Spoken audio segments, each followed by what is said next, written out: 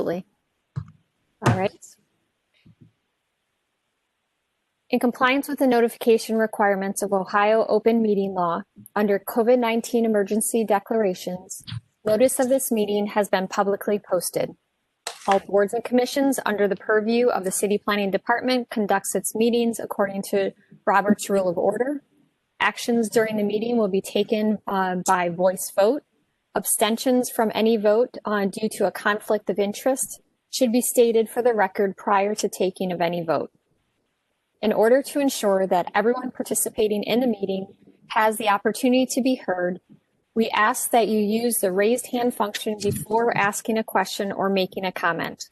The raised hand function can be found in the participants panel on your desktop or mobile version and activated by clicking the raised hand or the hand function. Please wait for the chair or the facilitator to recognize you and be sure to select unmute and announce yourself before you speak. When finished speaking, please lower your hand by clicking the raised hand icon again and muting your microphone. We will be utilizing the chat feature to communicate with participants. The chat feature can be activated by clicking the button also located in the bottom of the WebEx screen. All meeting activity is being recorded via the WebEx platform. These proceedings are also being live streamed via YouTube. We have provided a link to the meeting for those who wish to speak on a particular case via our website and email. We've also we have also received email from those who have provided written comments on particular matters, and those will be entered for the record. We'd now like to call the November 12th Landmarks Commission meeting to order. Mr. Secretary, could you please call roll? Thank you, Madam Chair. Commission members, please unmute your microphones. Ms. Anderson? Here. Ms. Bailey? Here. Mr. Kalikia?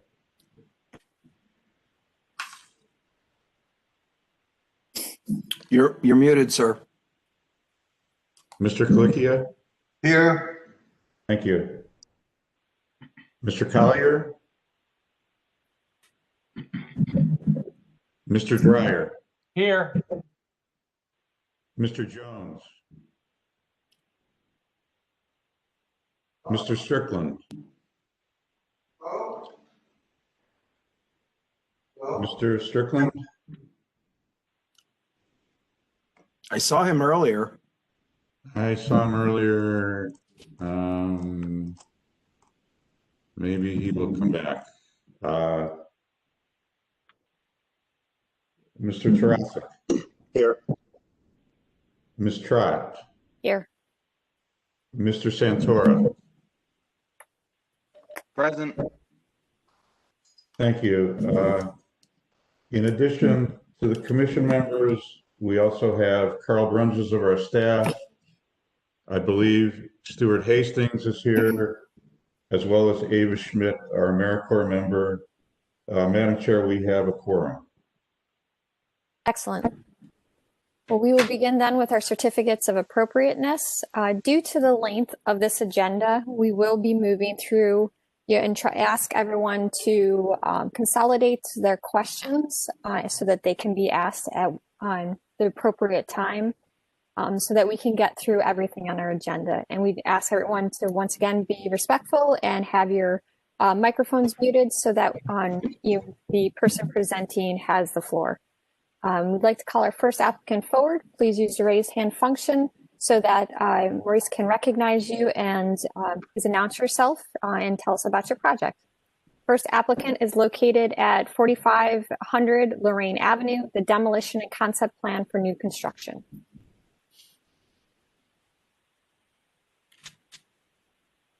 Trying to figure out how to raise my hand. I'm sorry. Well, we can hear you, so that's actually good. My name is Robert Powell. I am the architect for Arkinetics. This has been a tabled discussion from last week, so I will try last time. So I'll try to be as brief as I can since we talked quite at length last time. The building, as it stands today, is in a significant state of basically The exterior walls are structurally unsound and they cannot be salvaged at this time. The south wall is going to fall on its own very soon. And once the south wall falls, the east wall, which will lose its support at the corner, it'll also deteriorate rapidly. Our position is we cannot let the building fall on its own. We need to control the demolition to protect the public, the street, and the neighboring properties. So I am joined this morning with Chris Jasinski, our structural engineer, Jim and Jason from WR Restoration, and Matthew and Christian, the owners, are joining us from Australia. So at this point, I'd like to let Chris Jasinski, our structural engineer, begin his discussion. And I'm trying to limit him to about 5 minutes, and then we'll roll on to the next.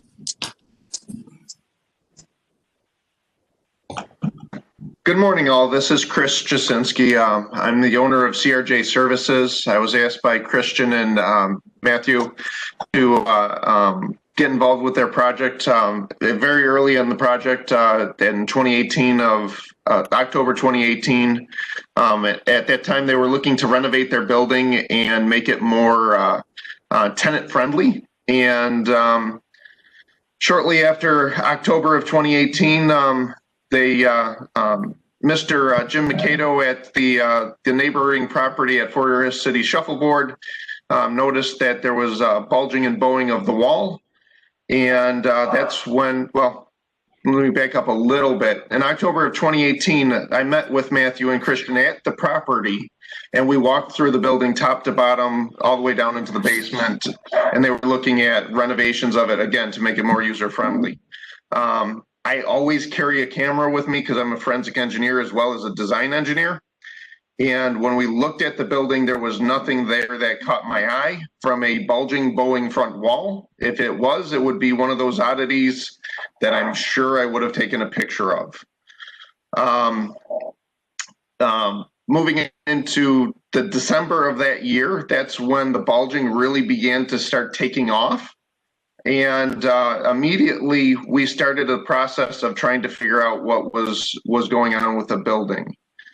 I have great confidence in WR Restoration, and that's how WR Restoration actually got drawn into the project, because I sat back and was kind of looking at it going, I need help to figure out why this is doing what it was doing and trying to figure out how to fix it.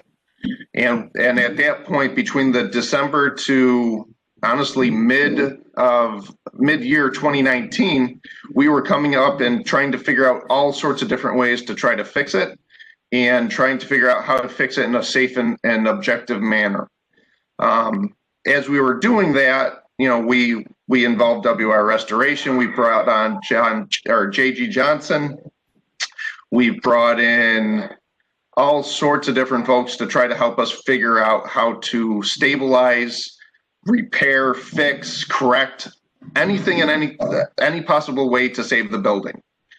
And the thing that kept on being every time we tried to come up with solutions, and we even went to different manufacturers of different structural systems that could be installed to help. That, you know, we called in Mike Chilco of Childress Supply, or Chilco Supply, which is the local SECA representative who makes FRP systems.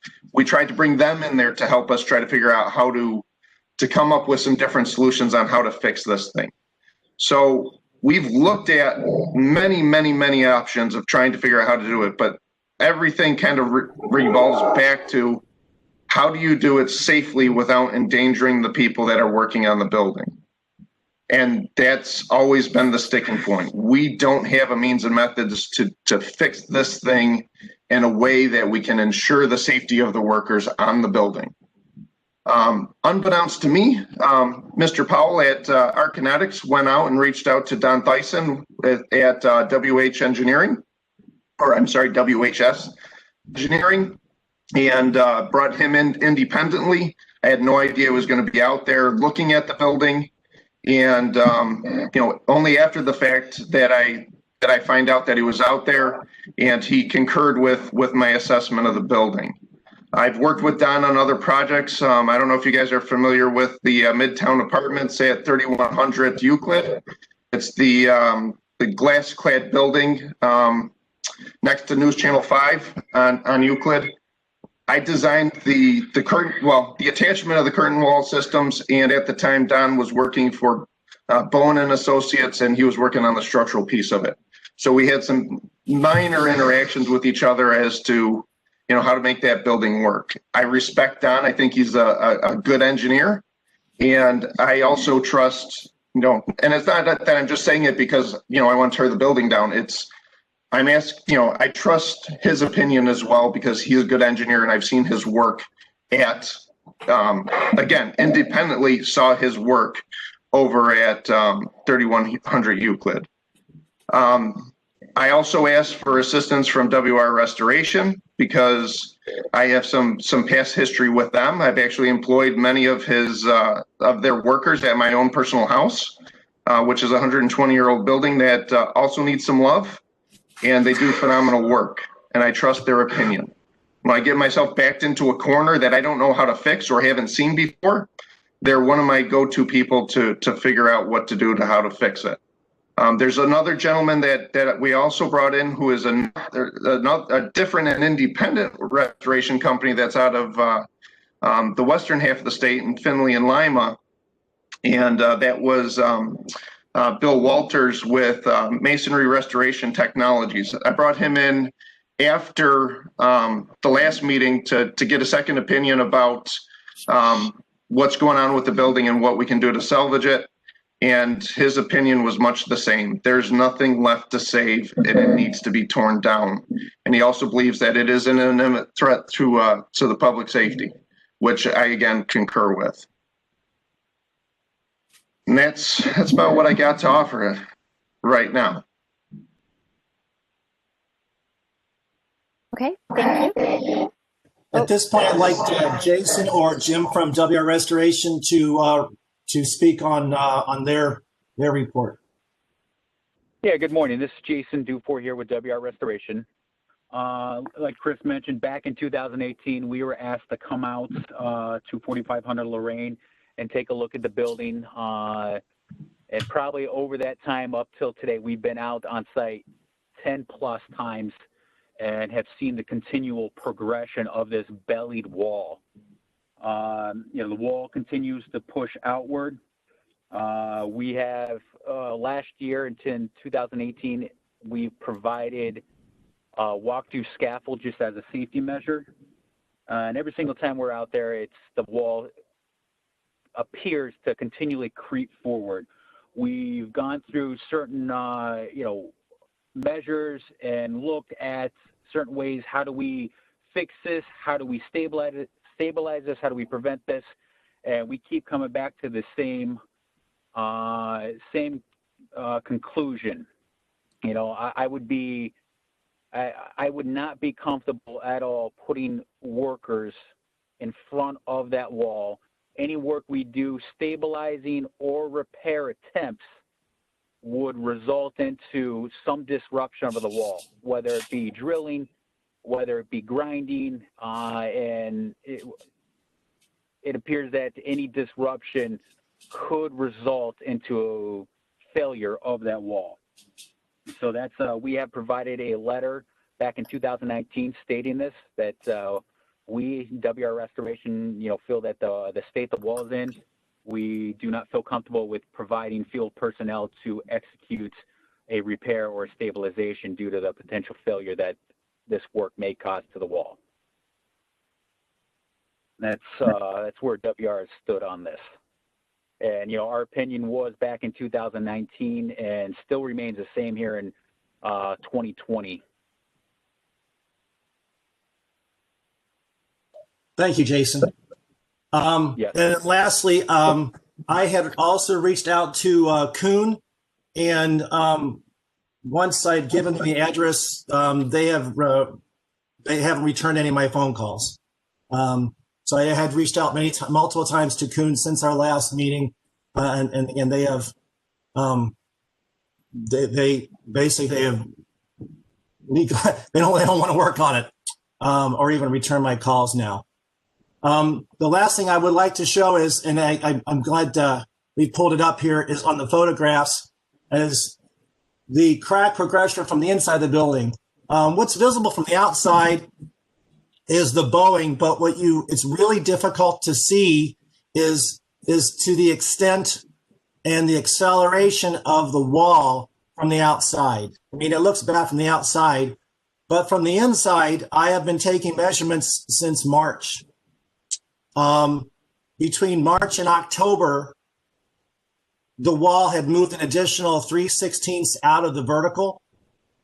And that's when we got extremely concerned, and we're trying to certainly push for the demolition. We had waited too long at that point.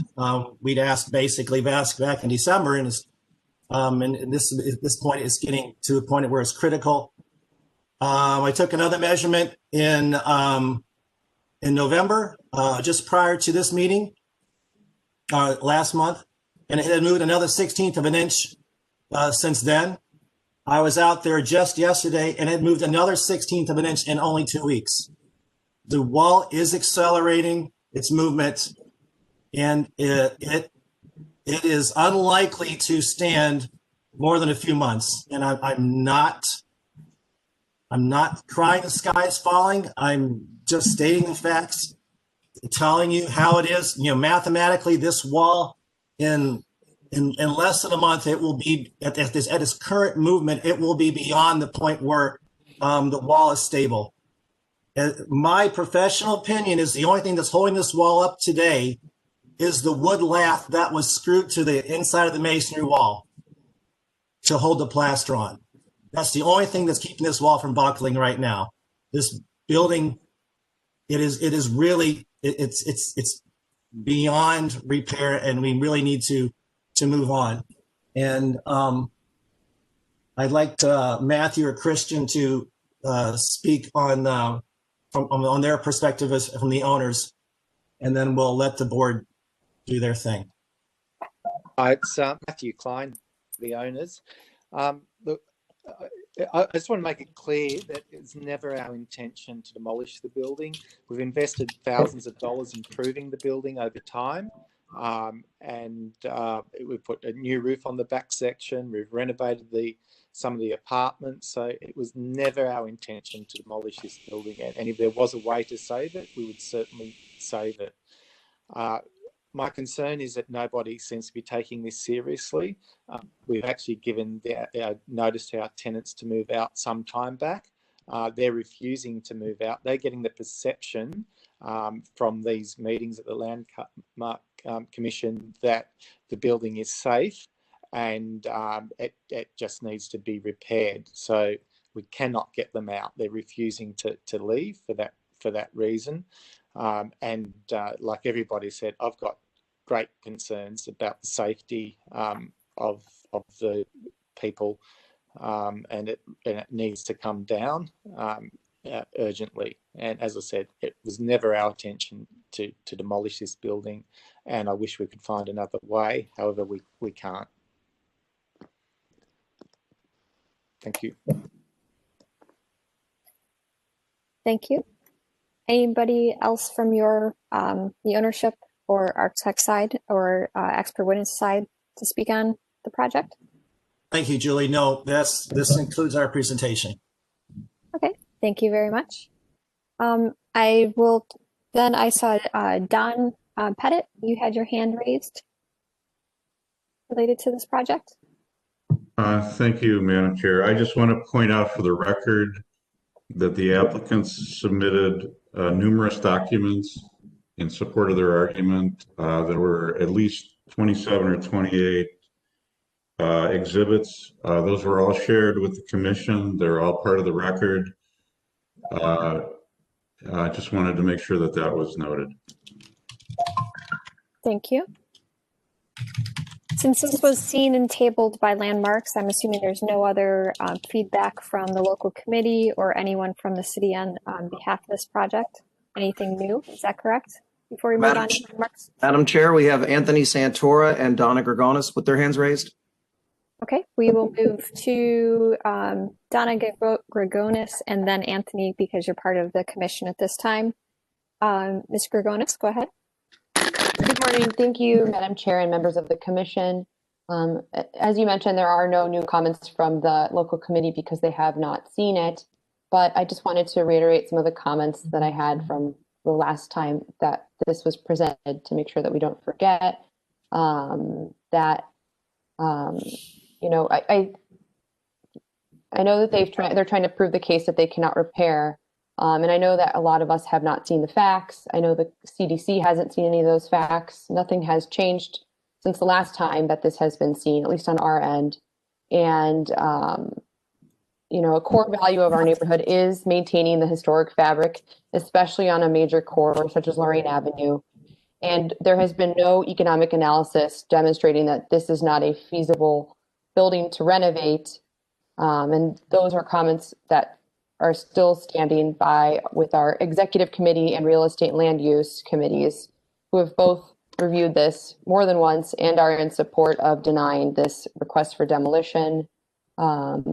And thank you. And then we also wanted to remind everyone that this building has been sitting for over 3 years.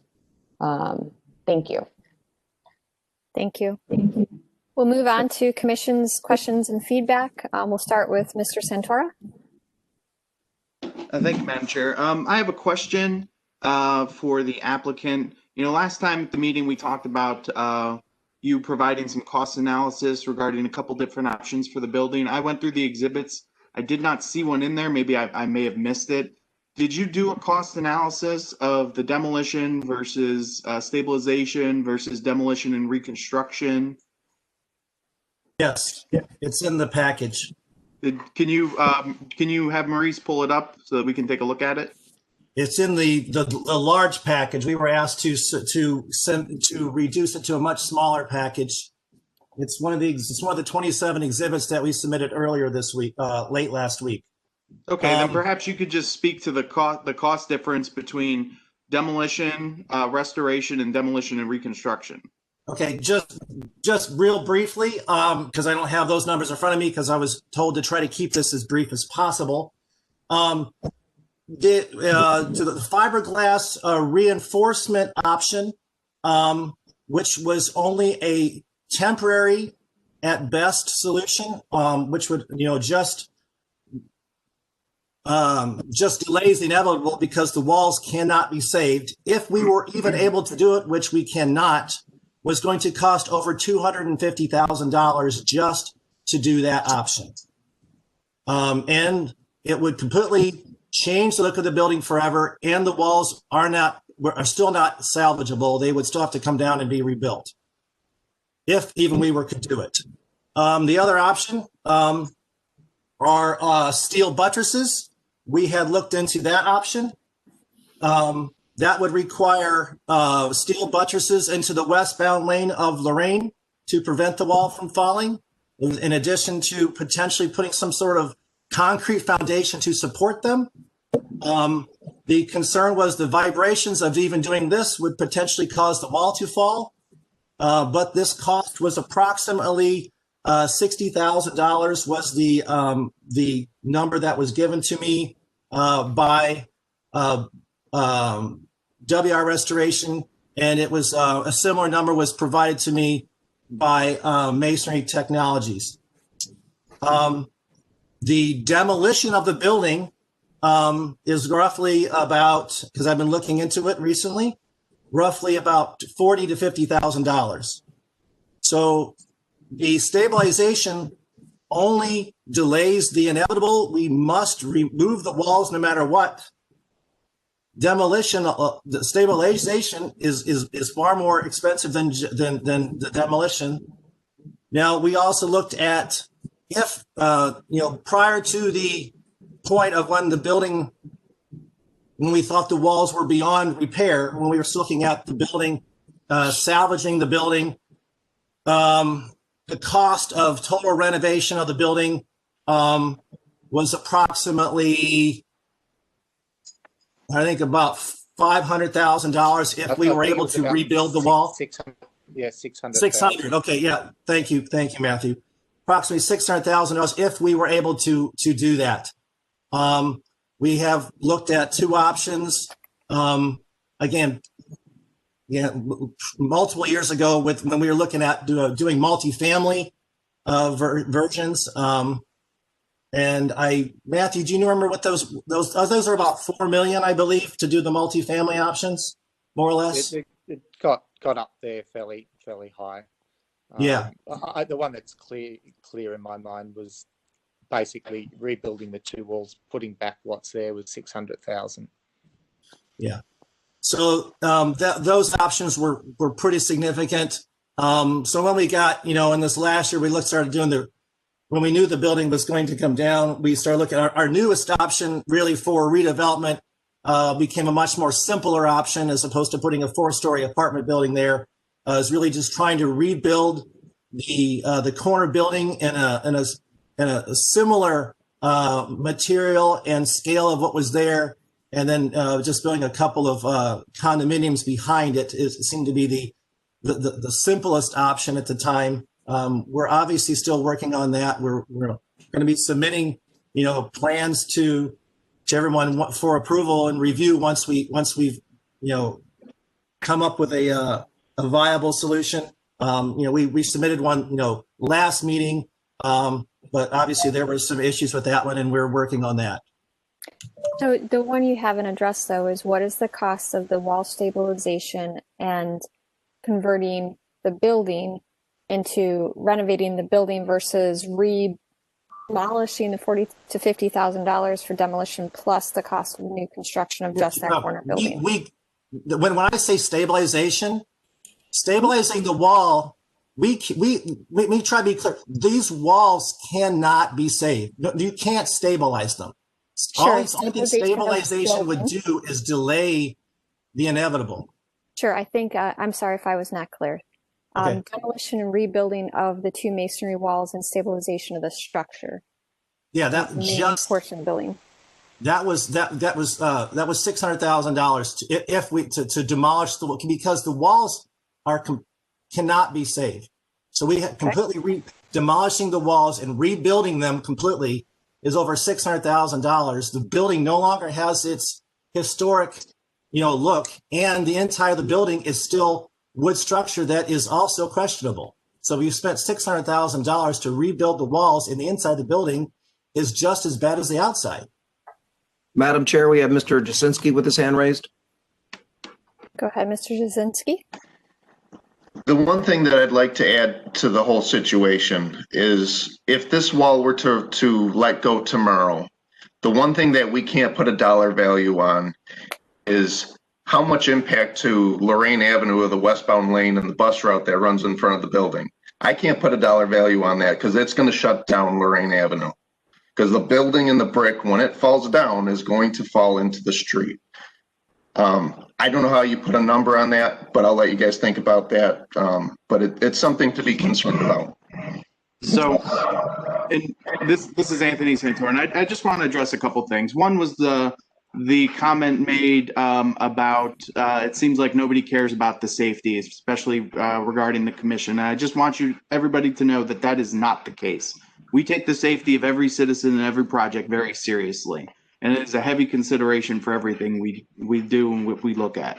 So and we're not trying to assign a dollar value to any human life or any amount of destruction. It is our job to look at these projects and to understand hardships that developers and owners and individuals and projects have, which is why we would approve a demolition. Now, in trying to understand that, we're trying to determine, is it appropriate to demolish this building, and is it appropriate for new development to be here that matches whatever you guys are proposing? So in that, we're asking very simple questions about what is the cost analysis that you've done, what is the hardship that you will be impacting by keeping this building here. That is the end of the cost determinations that we're looking at. So I don't want anybody to get the idea that we're trying to assess or assign any type of monetary value to anything that's going on here. That's the one thing I just wanted to make clear and let everybody know.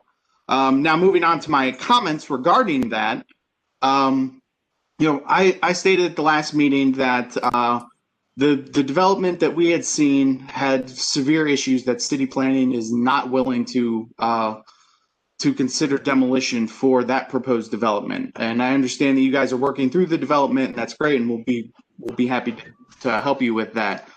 This building does have a lot of historical character to it, and as an infill piece to the neighborhood is very important.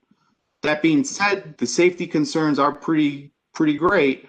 I would be willing to support a demolition and reconstruction of the front facade, utilizing new materials. You don't have to save each and every individual brick and stone. What you could save and reuse would be great, but if you could match in kind with materials, or there are some faux materials that can be utilized, that would be what I would be willing to support. And that's just my opinion as a member of the commission.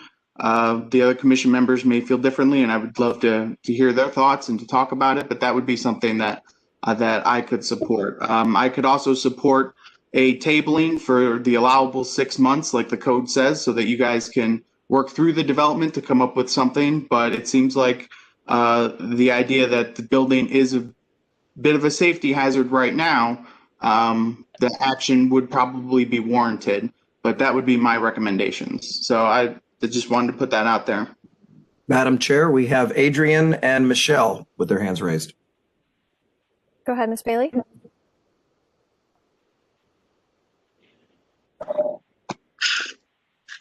Good morning. First, I want to thank the developer for submitting the report, and I agree. I didn't see any cost in it, but I understand their statement on want to demolish this wall, but I didn't really hear too much on why can you not rebuild the wall using, if possible, some of the materials, putting the correct structure to stabilize the front wall. I haven't heard that much in the presentation. And I'm also in support of demolishing the wall and rebuilding it using the materials that's savable and putting, stable structure in there. So again, can you explain why you feel you cannot rebuild this wall? Yes, I will do that. I said that the repair and rebuild of the wall was going to be $600,000. We just said that a minute ago. The inside of the building, once you spent $600,000 rebuilding these exterior walls, because you can't just do the south wall, you have to do the east wall as well. They're both structurally unsound. Once you've done that, you spent $600,000, but the problem is the inside structure, the wood structure, is also in poor rotted condition. So therefore, that is why we're saying the cost of doing this, now we're spending over $600,000 just to replace the walls. The walls are no longer the historic look of the building.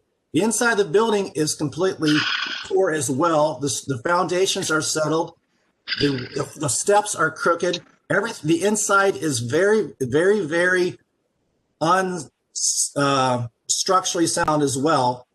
By the time we do everything else, we've spent far more than the cost of just demolishing and building it back exactly the way it was. And that's why we came to the conclusion over a year ago that repair was not an option. And at this point, we can't even stabilize it because it's in such a bad condition. A year ago, it was in such bad condition that no one would touch it. And now we've gone a whole year beyond that to the point where this wall is imminently going to collapse. It is moving 1/16 of an inch every 2 weeks. This wall will not stand more than a few months. I cannot emphasize that anymore. And I'm not going to allow this to table. I would ask for a vote today, one way or the other, and then we will be moving on. So, Madam Chair, we have Michelle Anderson, Bob Strickland, and Don Pettit with their hands raised. Ms. Bailey, any other pertinent questions, or shall we move on due to the time constraints? No, I just want to make sure that my comment on rebuilding versus rebuilding are two different things. So I'm thinking whatever that can stabilize the wall, if that means the west wall needs to get also rebuilt, then that be part of it as well. Okay, thank you. That is understood and part of the record. Ms. Sanderson? Any questions? You're muted, Michelle. You're muted, Michelle. Oh, there you go. Thank you, Maurice. I know of at least 3 buildings within a mile of where I'm sitting now were going to be rebuilt. 2 of them were done before the values had greatly increased in the neighborhood. So, we're talking buildings that were maybe worth, $100,000, $150,000, and the owners were rebuilding those front walls. Now we're talking about different numbers. So it makes it, if anything, a little more feasible. I realize it's cheaper. It's cheaper. It makes more economic sense to tear down a building and replace it. That's a fact. I'm not going to argue that. But this property does sit in a historic district, so we have to weigh that consideration as well. I also want to point out that there's a building on Herman and West 58th, 5708 Herman. The current owners paid $300,000 for it. I think they bought it a year ago or so. They started renovating, and the wall did collapse. They're not tearing it down. They're rebuilding that wall. So there is precedent for building the walls or rebuilding these walls. And, the buildings didn't go into foreclosure. They're all viable, working buildings. Things are going on in them. So I just wanted to point those things out. Can I make a comment? I'm mobile and I don't have a hand to raise. This is Jim Womelink with WR Restoration. Is that okay if I interrupt? Please.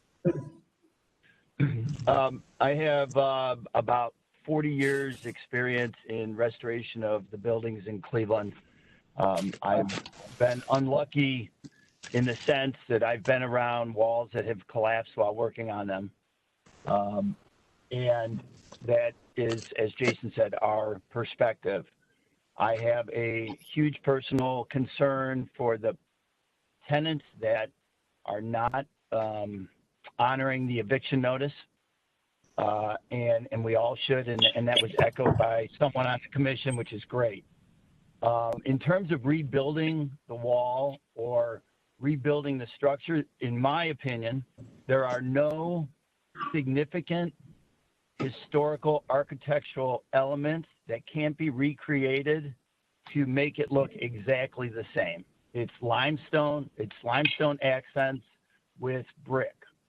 So I think if you haven't been by it or you're looking at the pictures, there's nothing challenging like redoing the cornice of the 1010 Sweatland building or replacing the bronze doors at the Rotunda. There's nothing challenging in recreating this facade to meet the historic needs of the neighborhood. And Don knows this, that my whole career is about, holding true to that for the city of Cleveland. So I just wanted to echo that or emphasize that it can be recreated to keep the architectural effect and aesthetics in that neighborhood.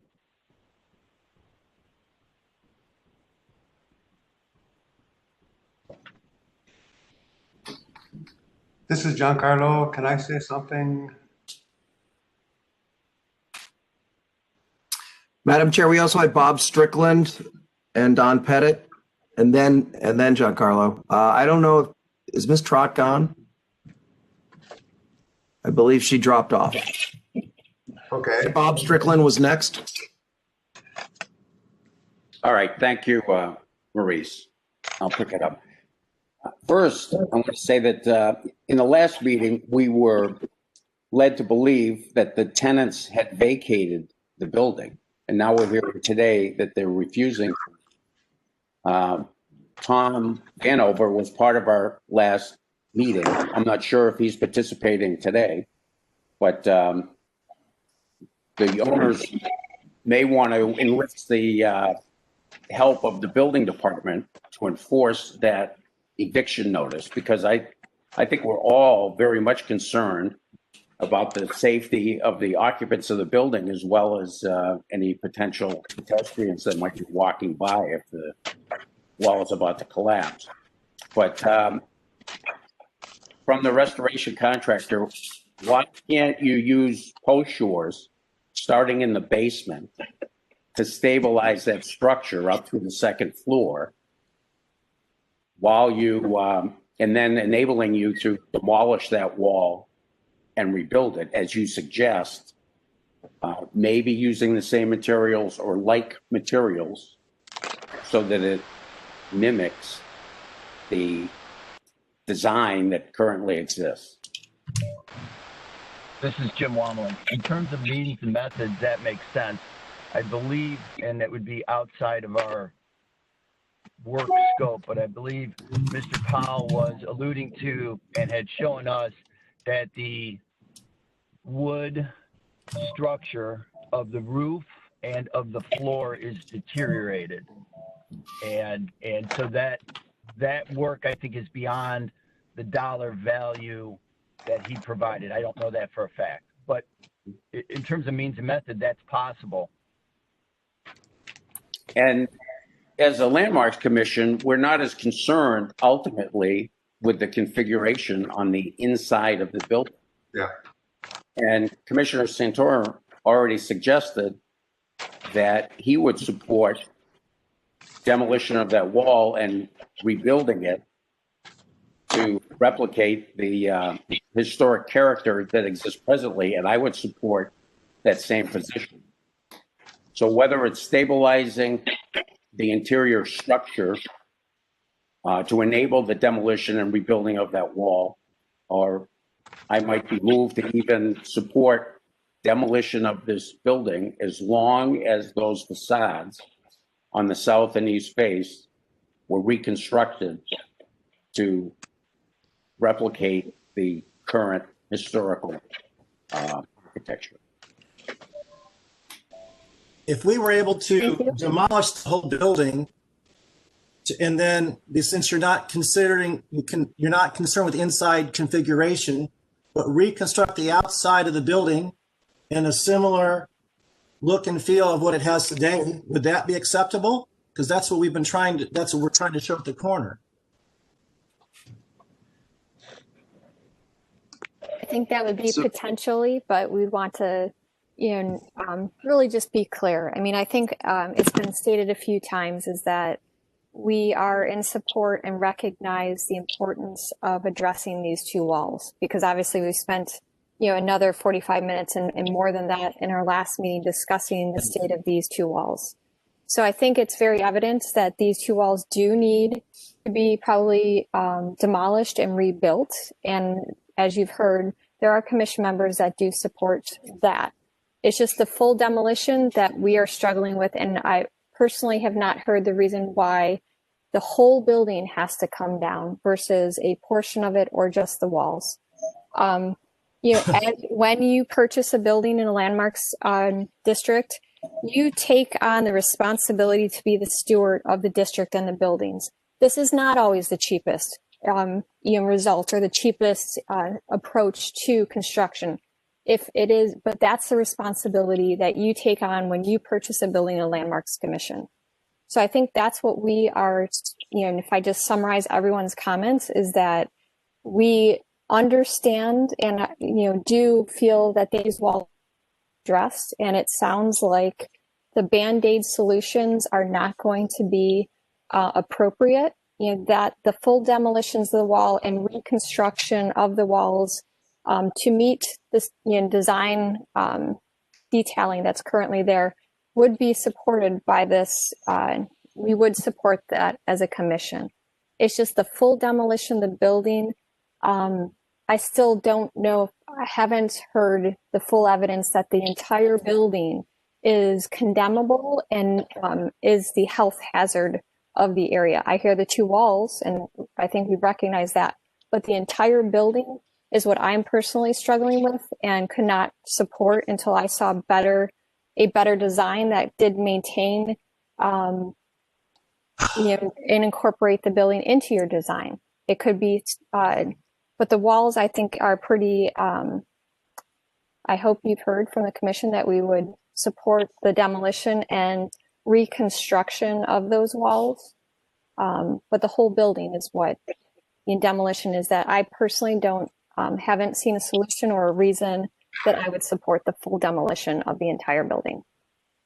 Madam Chair, we had Don Pettit, Chris Jasansky, and Michelle Anderson all with their hands raised in that order. Okay, Mr. Pettit, please go ahead. Thank you, Madam Chair. I just want to address a couple issues in regard to the possibility of tabling this. I would strongly advise against tabling it again. I think we need to take action today. There is currently a violation notice pending from the Department of Building and Housing. I want to emphasize that it is not a condemnation notice. It only identifies a hazard and a requirement to abate the hazard. If we table this again, it's going to delay the building department's ability to move forward with that violation notice. I just wanted to make that clear. And just, Don, if you could clarify, if they were just going to do the selective rebuilding of those walls, they technically don't need approval by this commission, correct? Because that would be, or do they? Well, I think they still do because it's in a landmark district. Okay. We still need to act, but I think I'm just making the point that we shouldn't table this again because there's another process out there that needs to be respected. My other point is in response to Mr. Wommelink, I do respect him as a restoration specialist, but I don't think we're in the business of demolishing buildings only to replicate them. We're not in the business of replicating historic buildings. My other point is that, I would encourage the owners to assist their tenants in relocating. We got a complaint from a council member last week who was concerned about those tenants being removed without much notice or assistance, and I would just encourage the owners to, if they really want to get them out of the building, they should assist them in finding a new space for their businesses. Thank you. Thank you. Ms. Anderson, you're next, I believe. No, we had Chris. Chris was actually next. Oh, go ahead, Chris. Mr. Jasinski. So I'm seeing a lot of issues with regards to why the building can't be saved. I'd like to add a couple of points as to why it can't be saved. The east and west walls are built with materials that are no longer produced. They were produced they actually started in about 1890, and it started out as fireproofing, the structural clay tiles. They used to wrap the buildings, steel frame buildings, with structural clay tile as fire protection because they didn't have the fire suppression systems they have today. Over time, somewhere along the lines in the Cleveland area, and I've lived in 6 different states from one end of the country to the other. Someone in the marketing district of I think the Akron area, if I'm not mistaken, decided that, hey, we can use these structural clay tiles for structural walls. And there's a huge glut of these buildings in the Cleveland area. Unfortunately, they've made it into building construction for walls from about, somewhere in the late teens, 20s to about 1940. And then they disappear from the construction world. The structural clay tile disappeared because they found that they have significant structural issues, and they are no longer recognized by any of the trades from one end of the country to the other for actual structural systems in the building. It's not to say that you can't use them in different shapes for exterior finishes, but they are no longer used as a structural component of a building. The challenges that we've seen looking at this building is because of its age, because of the many, many renovations that have been put into this building, so much of the structure has been cut up, divided, sliced, diced, and re-put back together with no rhyme or reason to the structural aspects of it, that nothing is flat and level anymore. The other aspects of it are this.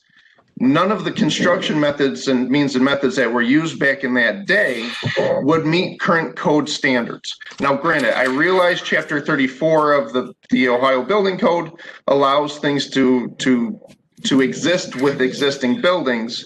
However, any new construction that happens to an old building has to meet current code standards. The means and methods that were used to build the east and west walls do not meet those standards. There's really nothing that ties one wall of the building to another, other than the gravity and friction forces between the floor joists that support the floors of the building and the side walls of the house. Because of that, there are not many options available to us to structurally support the floors and to structurally tie things together, and to selectively demolition a wall and try to save one area of a wall over another. We would love to do that. I live in a 120-year-old home. I am doing everything that I can do to save it. And I'm aware of the building that Ms. Anderson referenced because I was asked by the owners to take a look at it some months ago. And I believe actually Jason DeFore and I did look at that one in person, and I'm aware of the issues they're having with that building, because the issues they're having with that building are some of the same issues I'm having with my own home. My solution to that was I actually cast a new brick and block for it. I can tell you that building over on that she's referencing, you can't find matching block for it.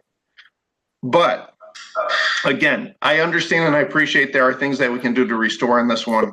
However, there's so much of the structure relying on these two walls that are bad. And because of the many, many, many modifications that have made to the building over the years, I do not believe that it is structurally feasible to go through and try to stabilize things so you can selectively demolish pieces of it. I think you're going to open up a can of worms that's just going to fall apart in somebody's hands. I think it's going to hurt somebody if you try to do it. That's all I've got. Thank you. And was there anyone else whose hand was up? We had Michelle. Go ahead, Michelle. I just wanted to bring up, I don't think we had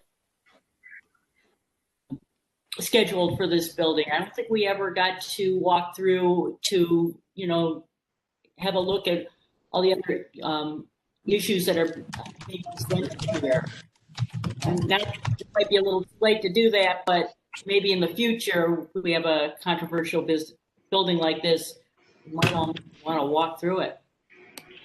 Thank you. Don, go Madam ahead. Chair, looks like Don raised his hand again. Yeah, just to respond to Michelle, we did have 2 site visits last year. They weren't well attended, but the local design review committee walked through the building. I believe staff walked through the building, and Stephen Harrison may have been the only member who was in attendance.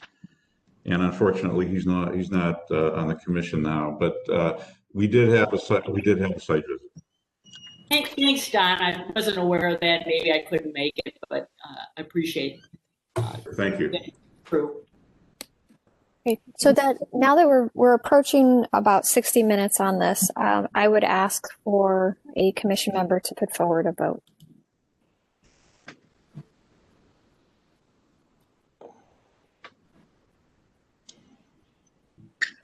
Madam Chair, before the vote, what was submitted to us originally is demolish the whole entire building, correct? That's what you said? Correct. That's what the applicant wish? I believe so. Don, can you please confirm that? Okay. Full demolition of the entire building is what is currently we are voting on. That's correct. We are reviewing a request for the demolition of the entire building and the construction of a new building. I believe the new construction is we still haven't acted on that. We've only seen it conceptually. Okay. And since it came to, for concept, we're not voting on that until they would come anyways for full approval anyways. So right now, what is on the docket is full demolition of the building is what they're requesting. Madam Chair, this is Anthony Santora. So given the testimony that we've heard today, as well as the discussion through the commission, I would move to deny the complete, I would move that we deny the complete demolition of the building. Thank you. Do we have a second on that motion? I second. We have a second.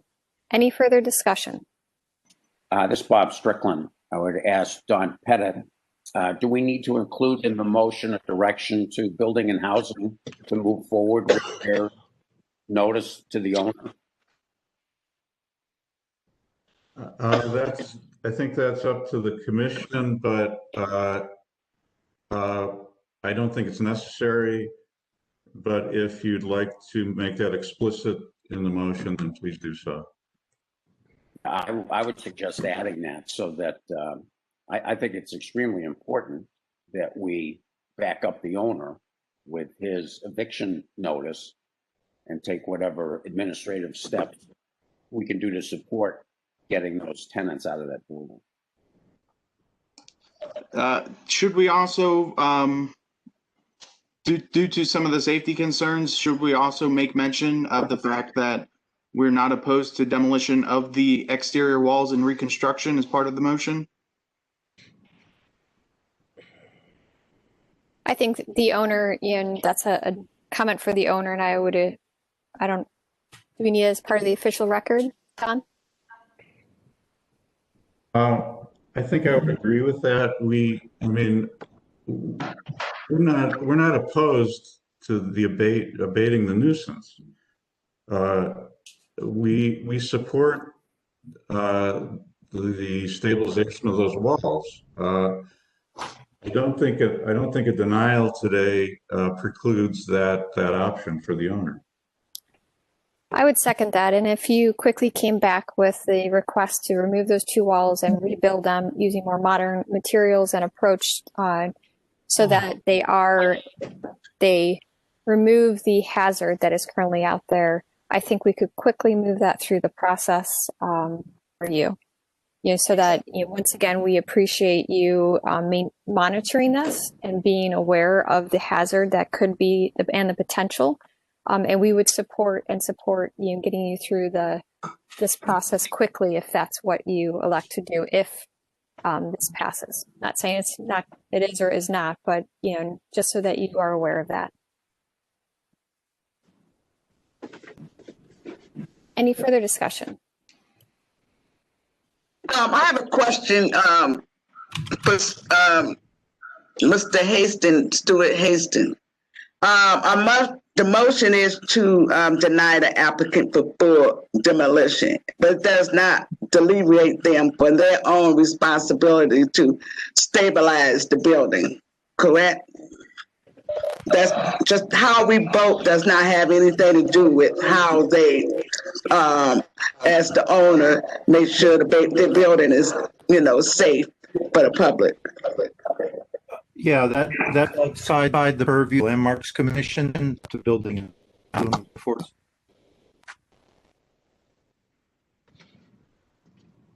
Okay, thank you. So we have a motion, we have a second. Mr. Pettit, please call roll and announce the results. Thank you, Madam Chair. Ms. Anderson. Yes. Ms. Bailey. Yes. Mr. Colicchio.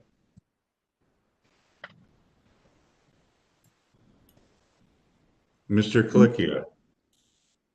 Yes. Thank you. Mr. Santora. Yes.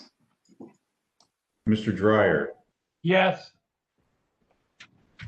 Mr. Strickland. Yes. Mr. Tarasic. Yes. Ms. Trott. Yes. Madam Chair, the motion to deny passes unanimously. Thank you. So as we mentioned, to the ownership and architectural team that is here, design team, we understand the importance of addressing these walls, and we would highly recommend that you do that, and also use the building department to help evict the tenants so that you can address these walls. If you would come forward with that proposal to demolish these 2 walls and bring your materials that you propose to rebuild them with, I think we could probably move you through the process very quickly.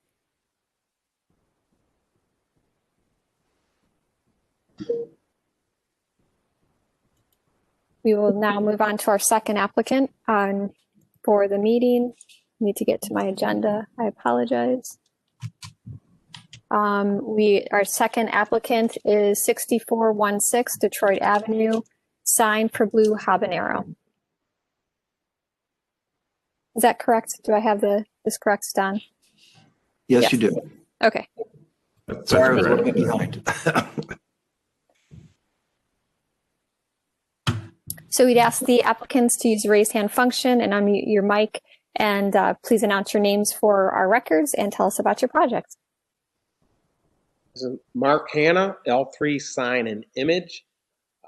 This project has been going on about a year. Mr. Ayala would very much like the mask that he has in his basement, which duplicates the same mask that is in his restaurant, to be affixed to the current facade of the building.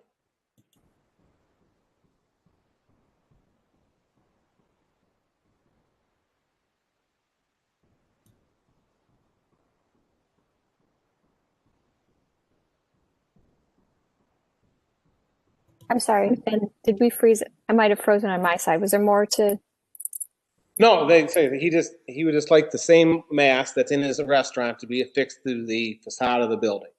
Okay, Madam Chair, we have Mr. Pettit. go ahead, Mr. Pettit.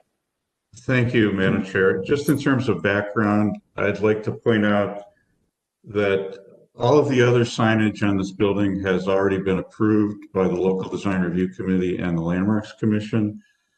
The mask was presented to the Design Review Committee earlier this year, and they approved it. We're treating it as part of the signage. It's part of their branding. Staff supports it. I think I'd like to have Mr. Hanna explain more about how it's being attached to the facade, because that was staff's concern, that we're not penetrating or permanently altering the facade. I would also ask that if the commission approves this, that we, because it's a sign, that we also authorize a variance for size if that's necessary to get this approved at the building department. Sure. The fiberglass mask itself is extremely light. 40 pounds on the application is probably actually a little high. The aluminum structure that we'll be adding to the mask to strengthen it and to support it, we'll add very little, or may add 10 pounds of weight to it. But the way we are going to structure the aluminum framing around the mask to be mounted to the existing facade, we will use the existing triangular holes of the facade and place bolts through our framing on the mask, through the triangular holes on the facade, and extra large washers that we will fabricate to actually pinch the facade between the mask, or our supports, and the washers, so there'll be no damage to the existing facade whatsoever.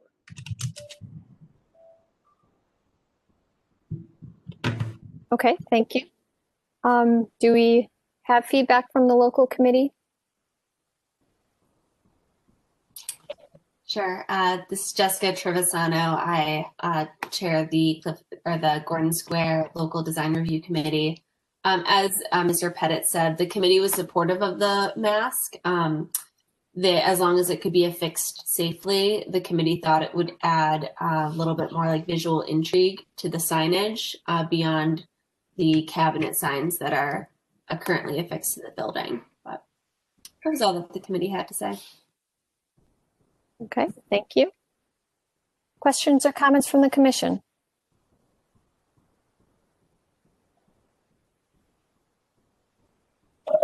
I have a question. I'm not sure exactly where this mask going in the photograph.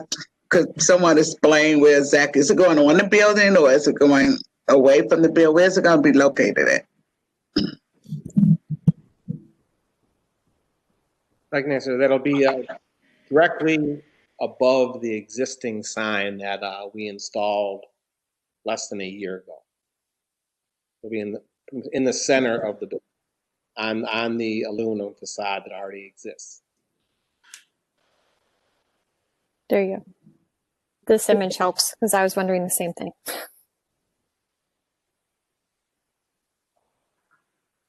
Any other questions or comments? We have Adrian with her hand raised and Mr. Santora. Adrian, did you have additional questions or was that your No, question? that was my question. I just lowered my hand. Okay. Thank you. Go ahead, Mr. Santora. Thank you, Madam Chair. Yeah, I just had a quick question regarding the mask itself. I think it's a really cool project and very interesting, and would agree with the design review comments. My question would be, in terms of weathering and fading on the mask, has the applicant, have you looked at that? Is it going to hold up well in the elements so that a year from now or 2 years from now it's not completely faded and it just looks like a white face that's up there? Well, because it's fiberglass, the mask itself will weather just fine. The paint on the fiberglass, we can add a clear coat to that mask to help protect which has a little UV inhibitor in it to help protect the paint. But the answer for long term, no, we don't have any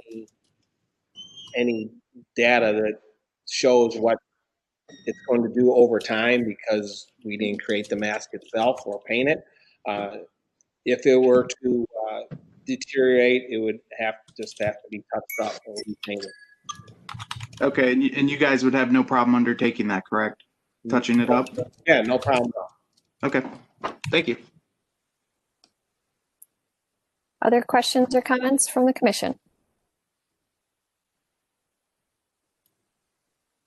Well, I'll just say I think it's I like to echo what Mr. Santora said. I think it's very creative. I think it will add some really interest to the facade. I mean, the facade's already very interesting, but I think this adds a nice element to the street experience in addition to that. So with it, is there would someone like to put forward a vote?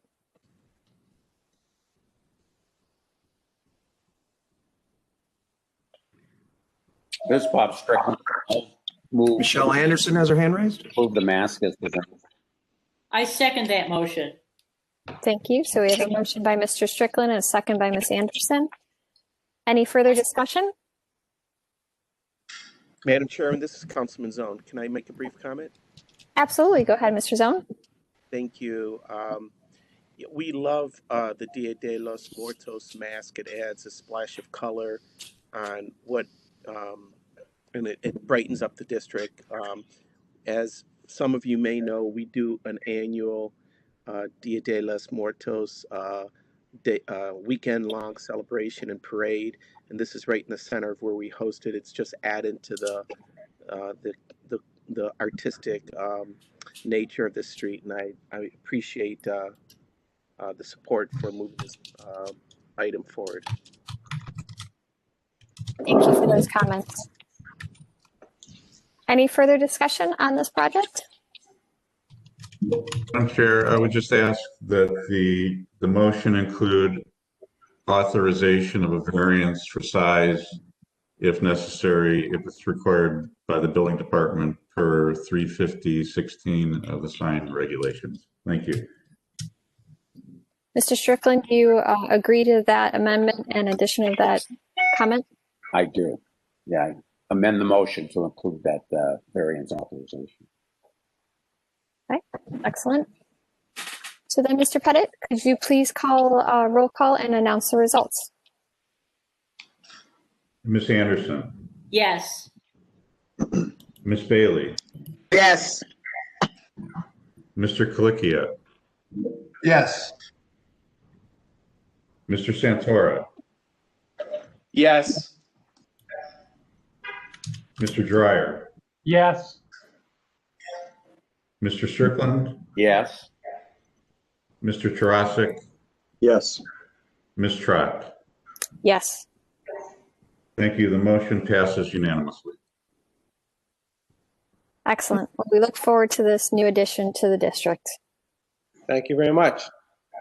Thank you.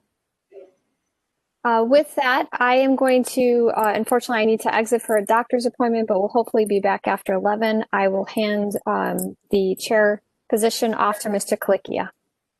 Mr. Colicchia, could you please now lead the meeting? Thank you. Yes.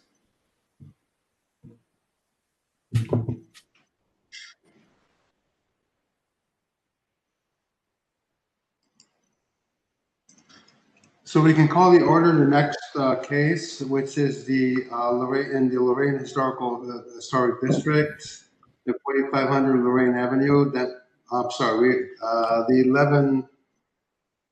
The case 20061, which is the 11100 Lorraine Avenue, the sign for the T-Mobile.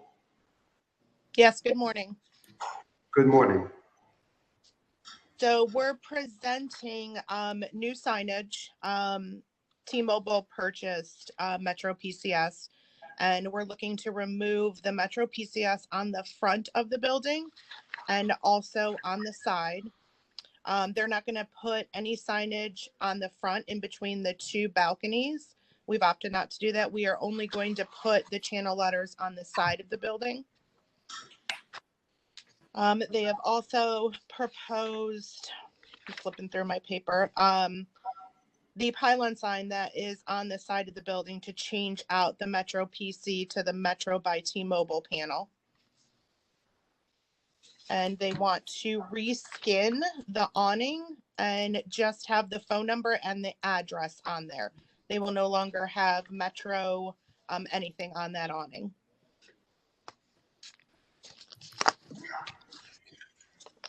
Okay.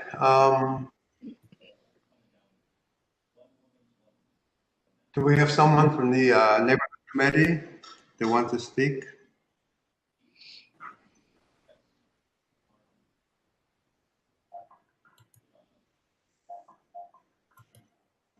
Mr. Chairman, I don't know if anyone's here from the committee, so I'll read the report.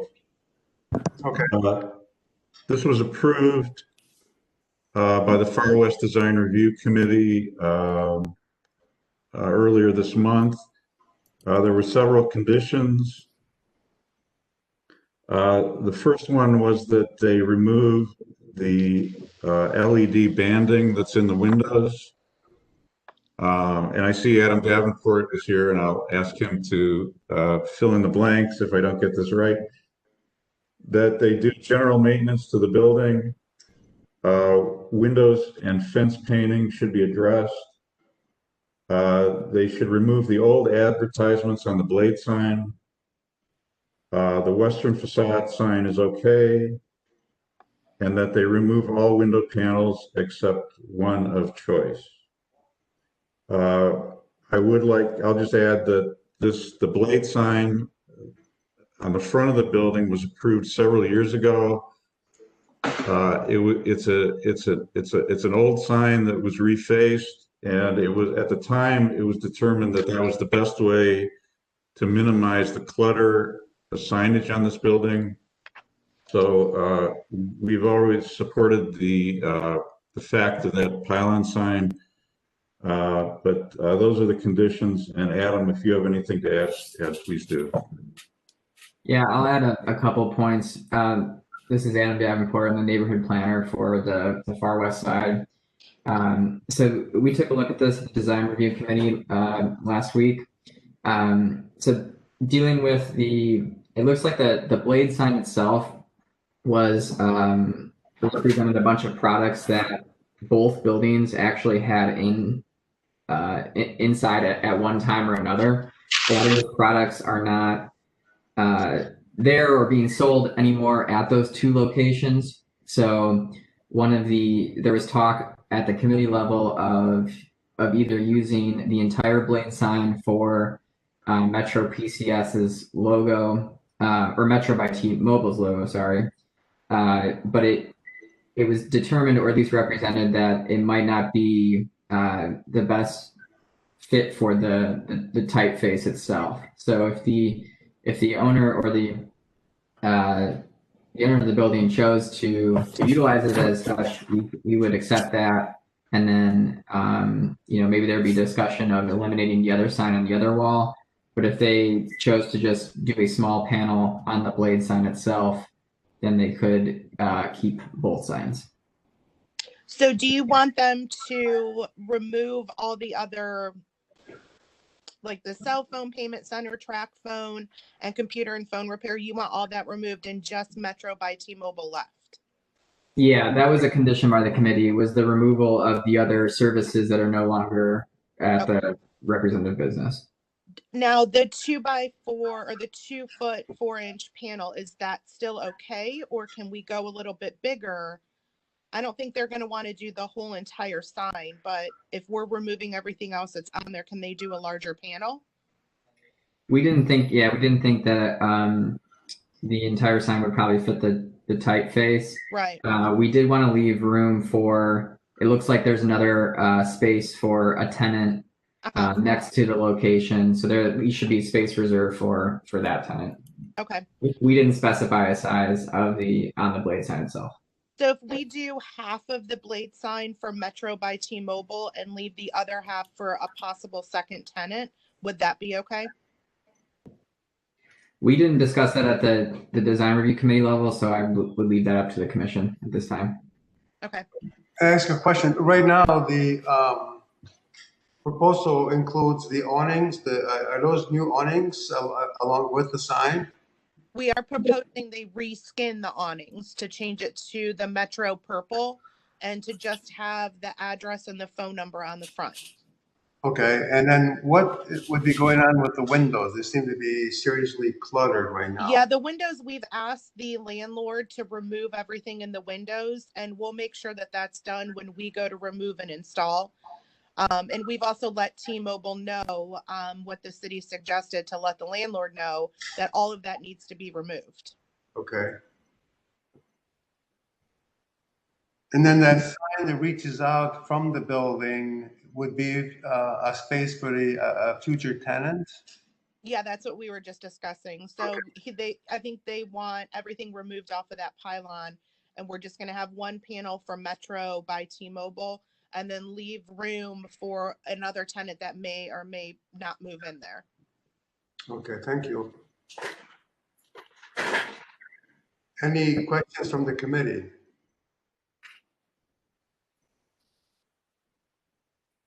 Nobody else with their hand raised. I didn't raise my hand.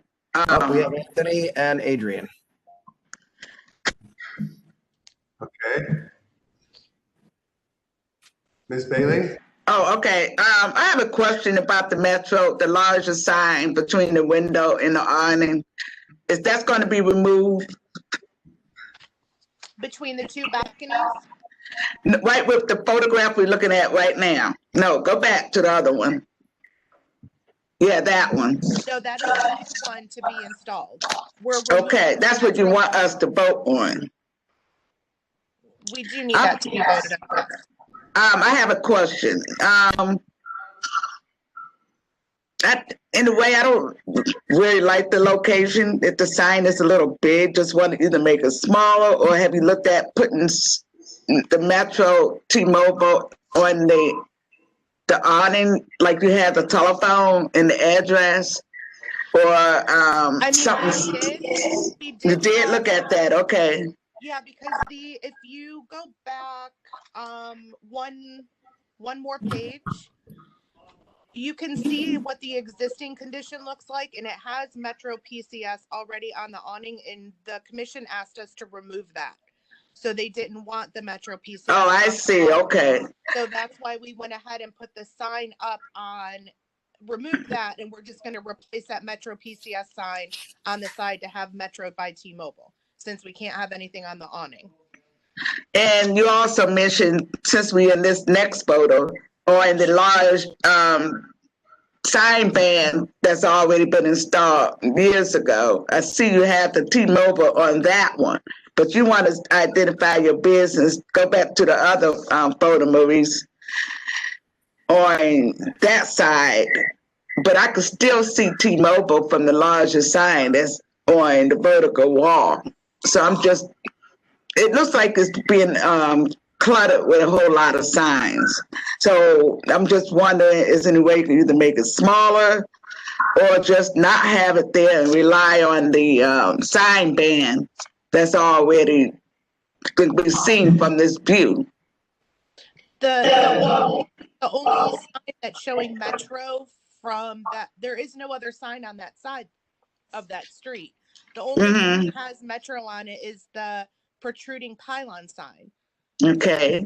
Because on the front of the building, because there's two tenants and the old Metro PCS had installed that sign in between the two balconies.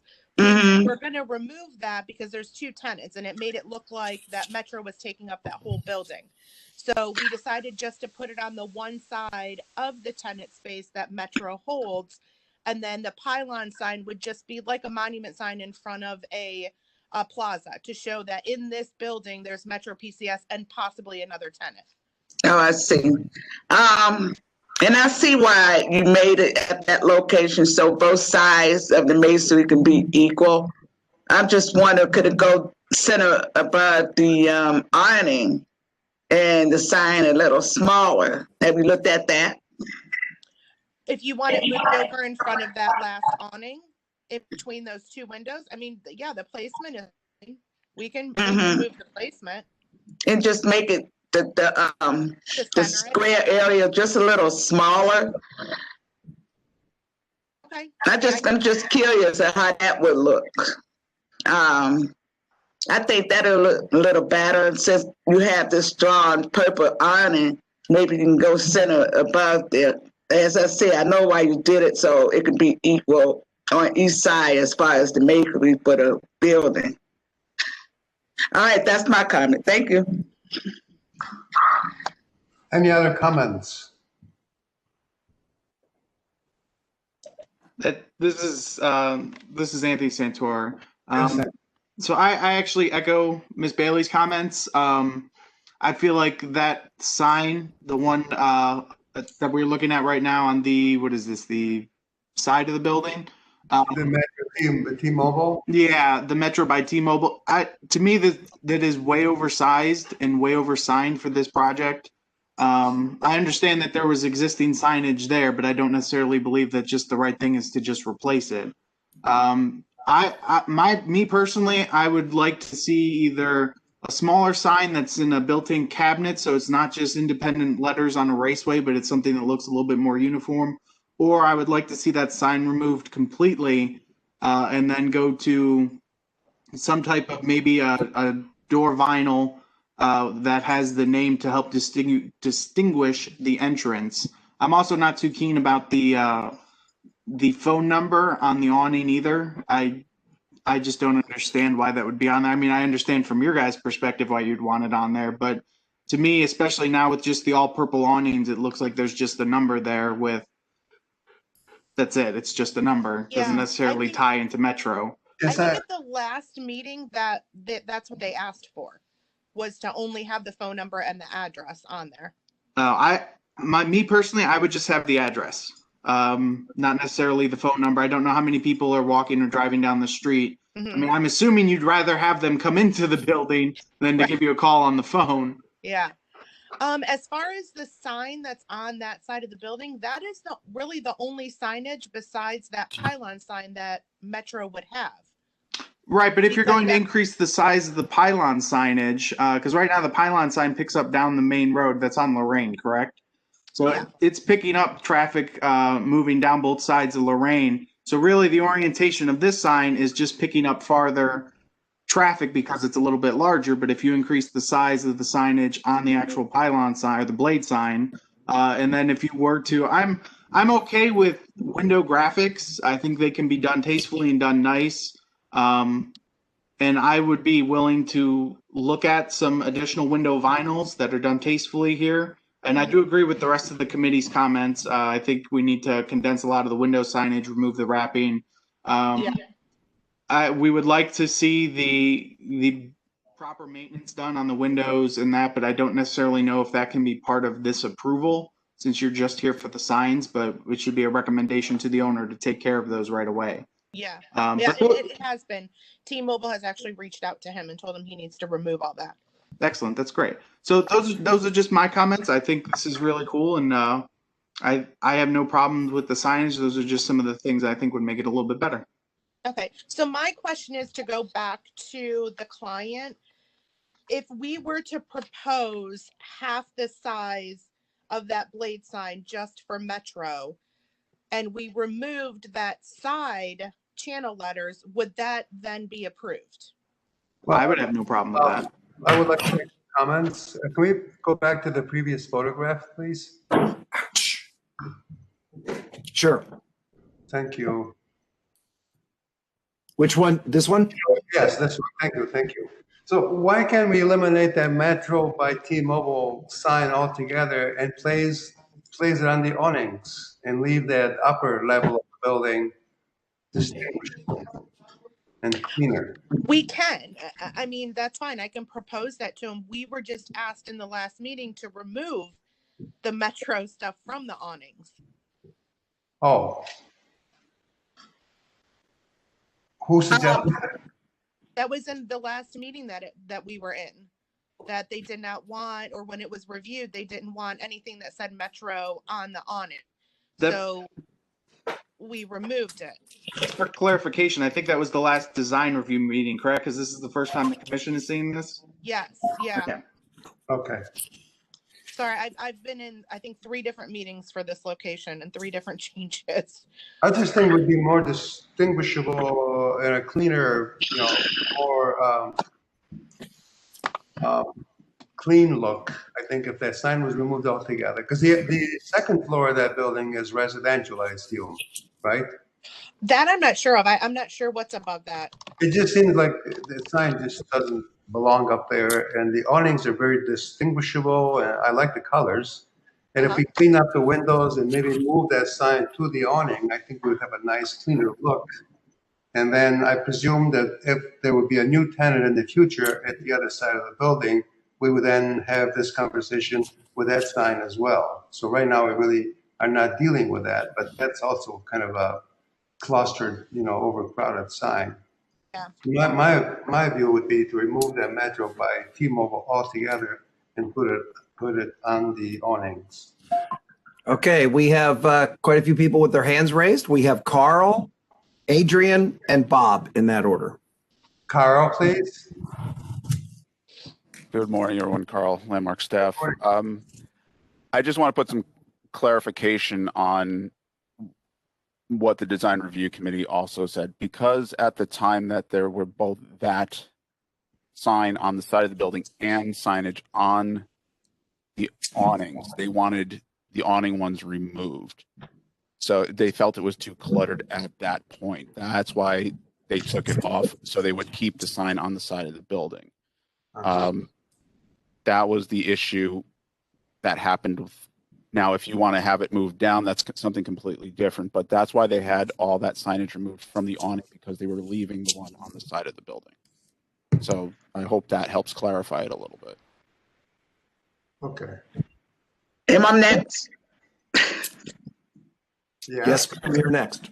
Carl, I can't remember. Was the sign on the larger area or the top part of the awning, or was it the smaller part similar to where the telephone and the address is? Because what I'm thinking is not to put a sign on the top portion or the larger area of the awning. I was thinking about putting Metro T-Mobile in white on the smaller area similar to the address, but not on top. Historically, where the Metro by T-Mobile sign is proposed now, there has been a sign on there since about 2011, whether it was Boost Mobile. Oh, I Metro see. PCS. So there's been one in that location since the start. Now you can see on the awnings, there was Metro by PCS on each one of the awnings, and they removed all of that. So if you are proposing that they take off the one on the side of the building and move it down onto the one awning, putting it in white is not their corporate colors. So yeah, that's true. You'd want to keep it with those colors, but it may not show up against the purple banner. So having it, what you said before about centering it and keeping it above, and it's lit, I think that would be the draw that they're looking for at that point. I think you would lose it on the purple awning. Well, back to Mr. Santana's comment. The windows are cluttered with a lot of things, but somehow maybe put a smaller sign down below the awning, and that way they can see the logo color and the design on the window, but nothing on the side of the building. And focus just the address, but no telephone number. And also the blade to increase the Metro text on the blade, but nothing on the side of the building. And in that case, there won't be anything on this awning at all, but maybe something, the similar logo that's on the building somehow is on the window. That way people can see it. Because I still think from this view, you can still see, the blade sign further up, the Metro company name on it. There's too much on here. Mr. Chairman, Mr. Strickland. Yes? Mr. Strickland? Yeah. Strickland, please. Yes. Thank you, Giancarlo. I just wanted to interject my comment, recognizing that typically a location like this stays open well into the night. Right. And we haven't talked that much about the backlighting or how the sign is lit. But I would recognize that if the signage was restricted just to the awning, it wouldn't be as prominent at night as I'm sure the tenant would like. And given the fact that traditionally for a number of years, there's been like signage on this building at this location, I personally don't have a problem. I agree with the suggestion to center the sign over the awning and perhaps reduce it in size somewhat. But I recognize, since it's a two-tenant commercial building on the first floor, giving some distinction to this tenant at this location would help direct the customers into this side of the building, so I can recognize why it would be advantageous to the applicant to have the sign at this location, as it has been for many, many years in the past. I don't have a problem with it. Thank you. You're welcome. Any other comments from the commission? No other hands raised at this point. Is someone here to make a motion? We have Adrian. Adrian? Yes, I'll make a motion. The signage that we're looking at now be centered and make smaller. Maybe, that's one. And then the banner or the blade, just make the Metro T-Mobile a little large, just a little larger so you can see it. Based on my earlier comment, are we removing the T-Mobile and making Metro bigger, or are we just still keeping this same text there as it is, just making it larger? I think I would propose to that, just in my opinion, just to make everything larger, half the size of that pylon for Metro PCS, and make it proportionate, but the same size that it is now, just half of that pylon, if that makes sense. Okay. And then also, the telephone number just off the item and just have the address. Okay.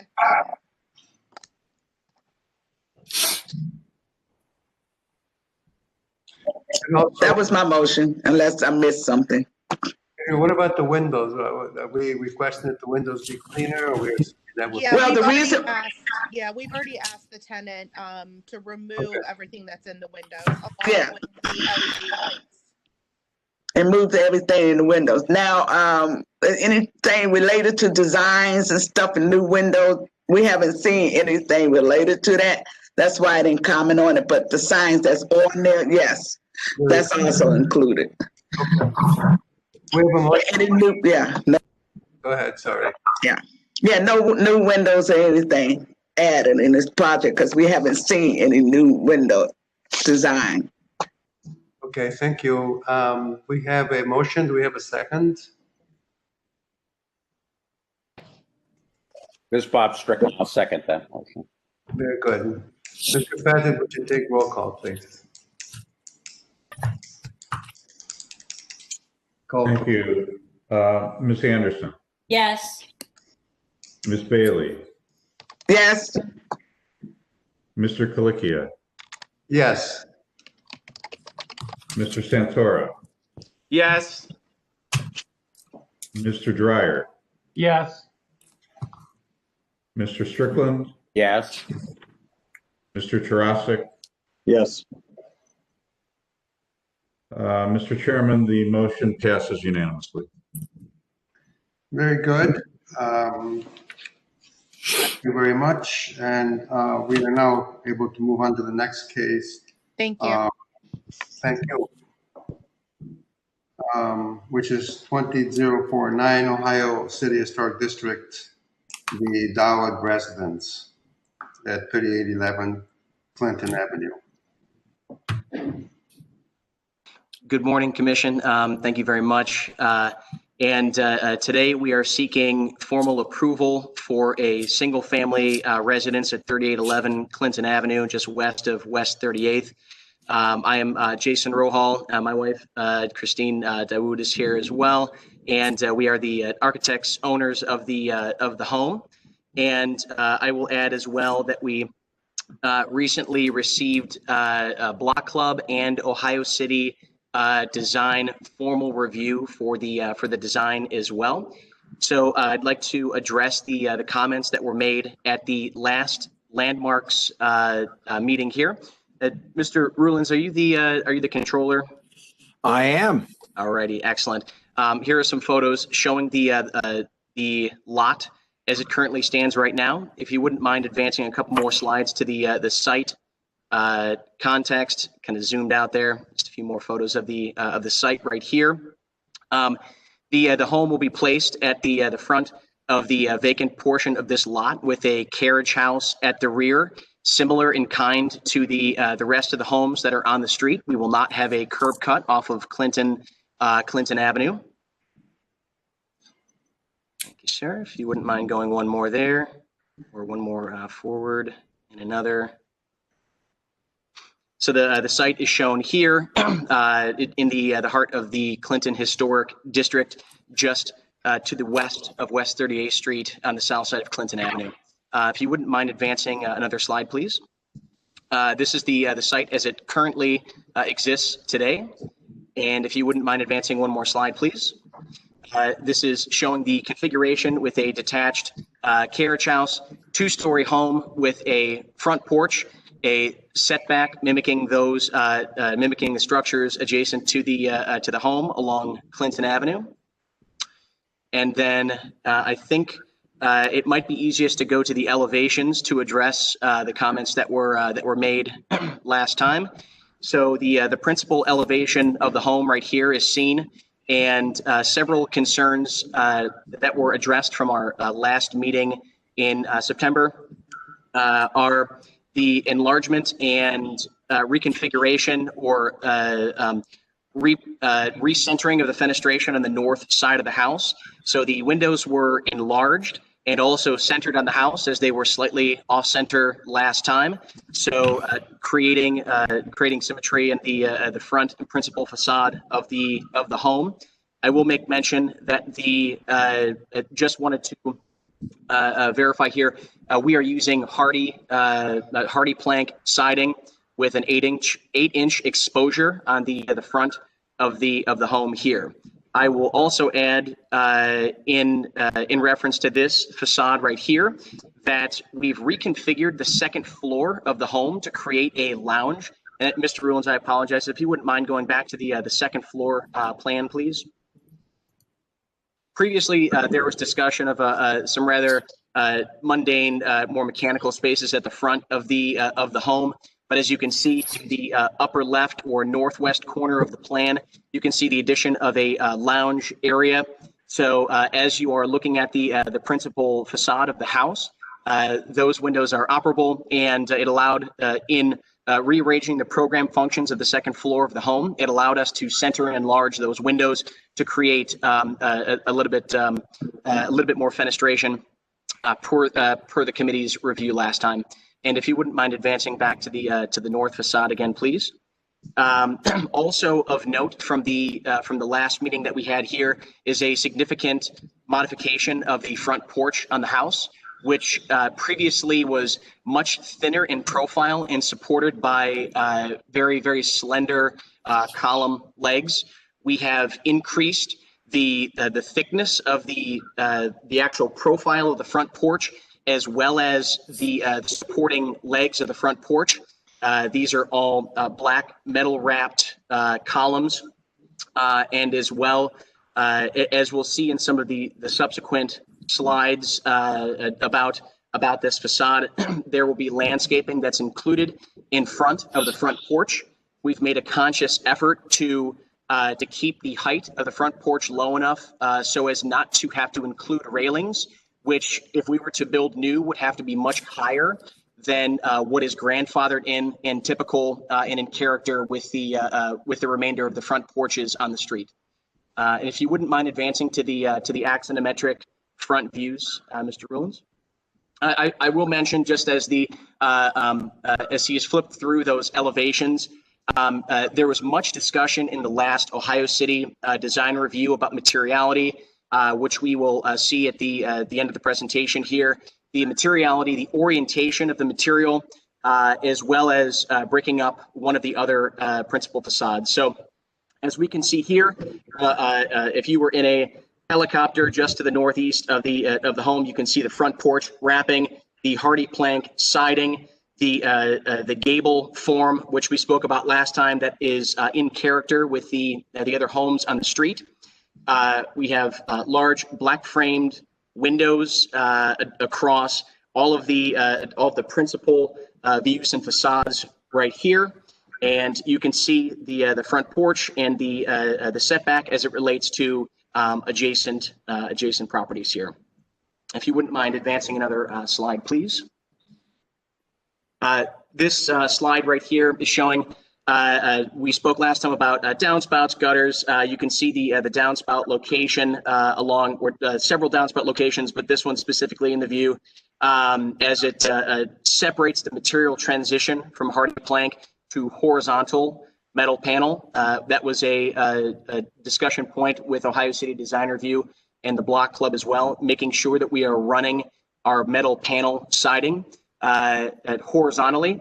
It will be a 16-inch wide profile. I show the profile a little bit later on in the presentation, but it'll match up so that the profile has the hardy plank and the metal panel profile will align, and they are painted the same color, which is Sherwin-Williams iron ore.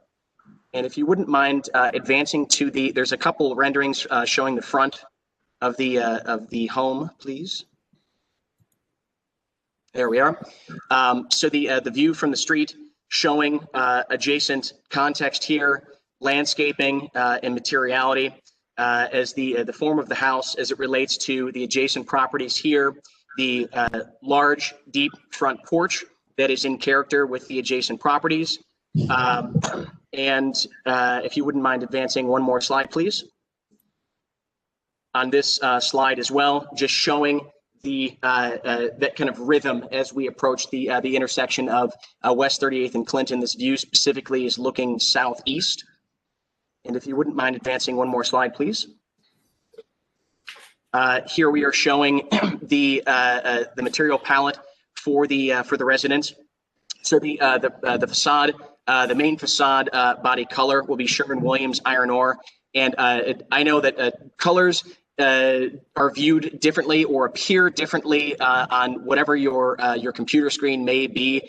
But we've chosen a dark gray color with some warmth to it that is just far enough away from true black so that the window frames will pop, and it does have just a little bit of lightness and warmth in relation to the trim colors. You see the hardy plank siding that we are proposing, as well as the horizontal metal panel and its profile, and then our black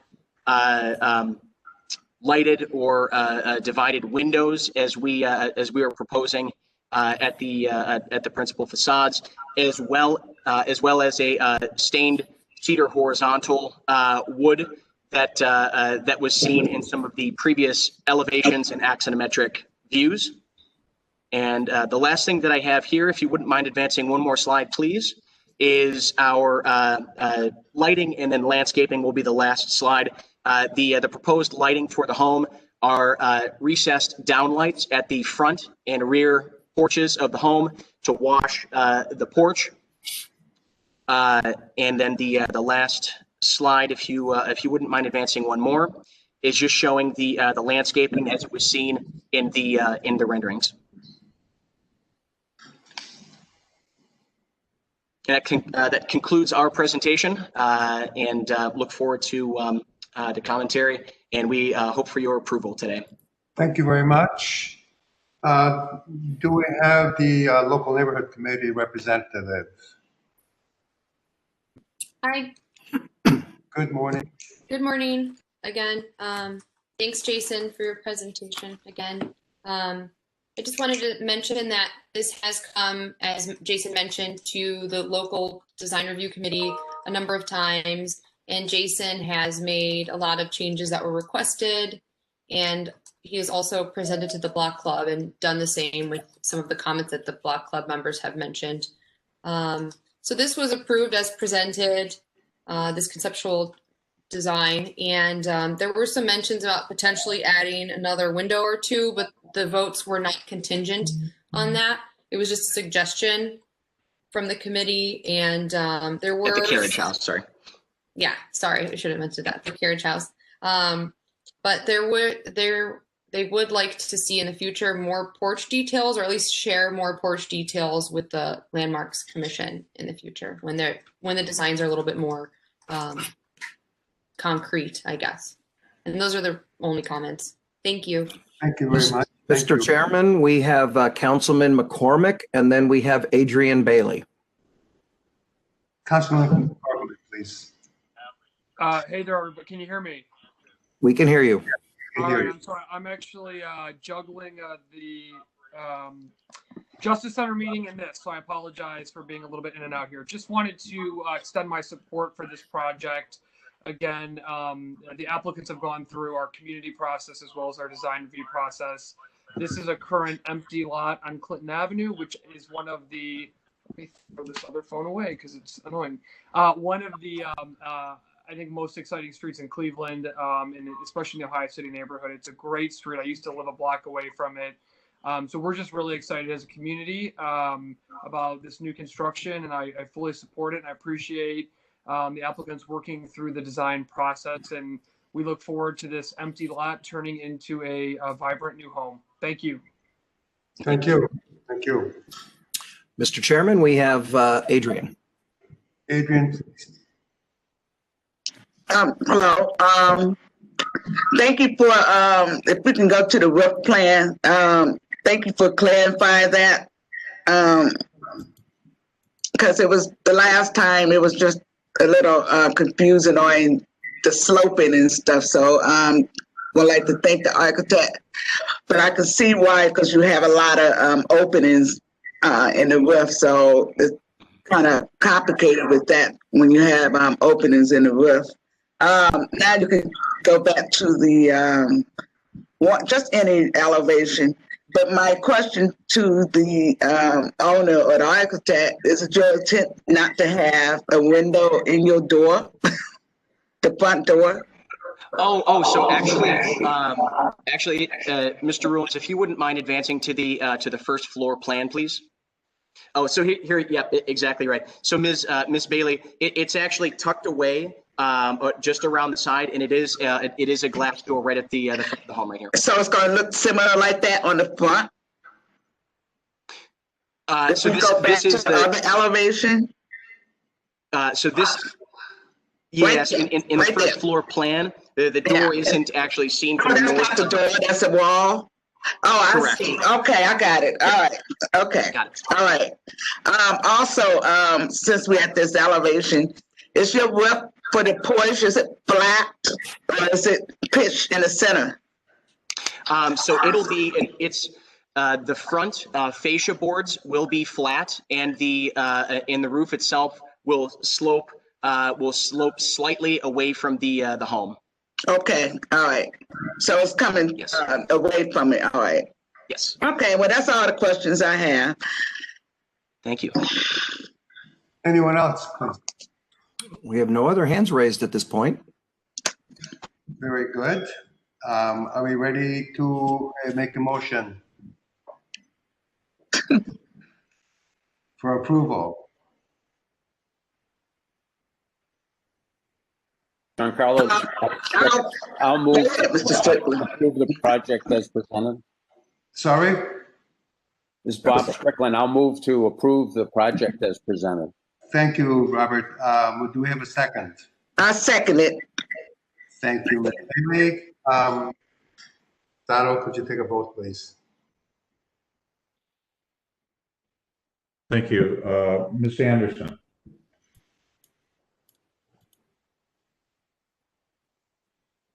Ms. Anderson? She seems to have stepped away from her computer. Okay, thank you. Ms. Bailey? Yes. Mr. Colicchio? Yes. Mr. Dreyer? Yes. Mr. Santoro? Yes. Mr. Strickland? Yes. Mr. Tarasik? Yes. Mr. Chairman, the motion passes unanimously. Very good. Thank you. And congratulations. I think it'll be a wonderful new addition to the neighborhood in Ohio City. Thank you so much. Thank you so much. Really appreciate it. Have a great day, everyone. Bye-bye. Our next project is case 20-062, Ohio City Historic District, the renovation for Metro Health Family Dentistry at 3701 Lorraine Avenue.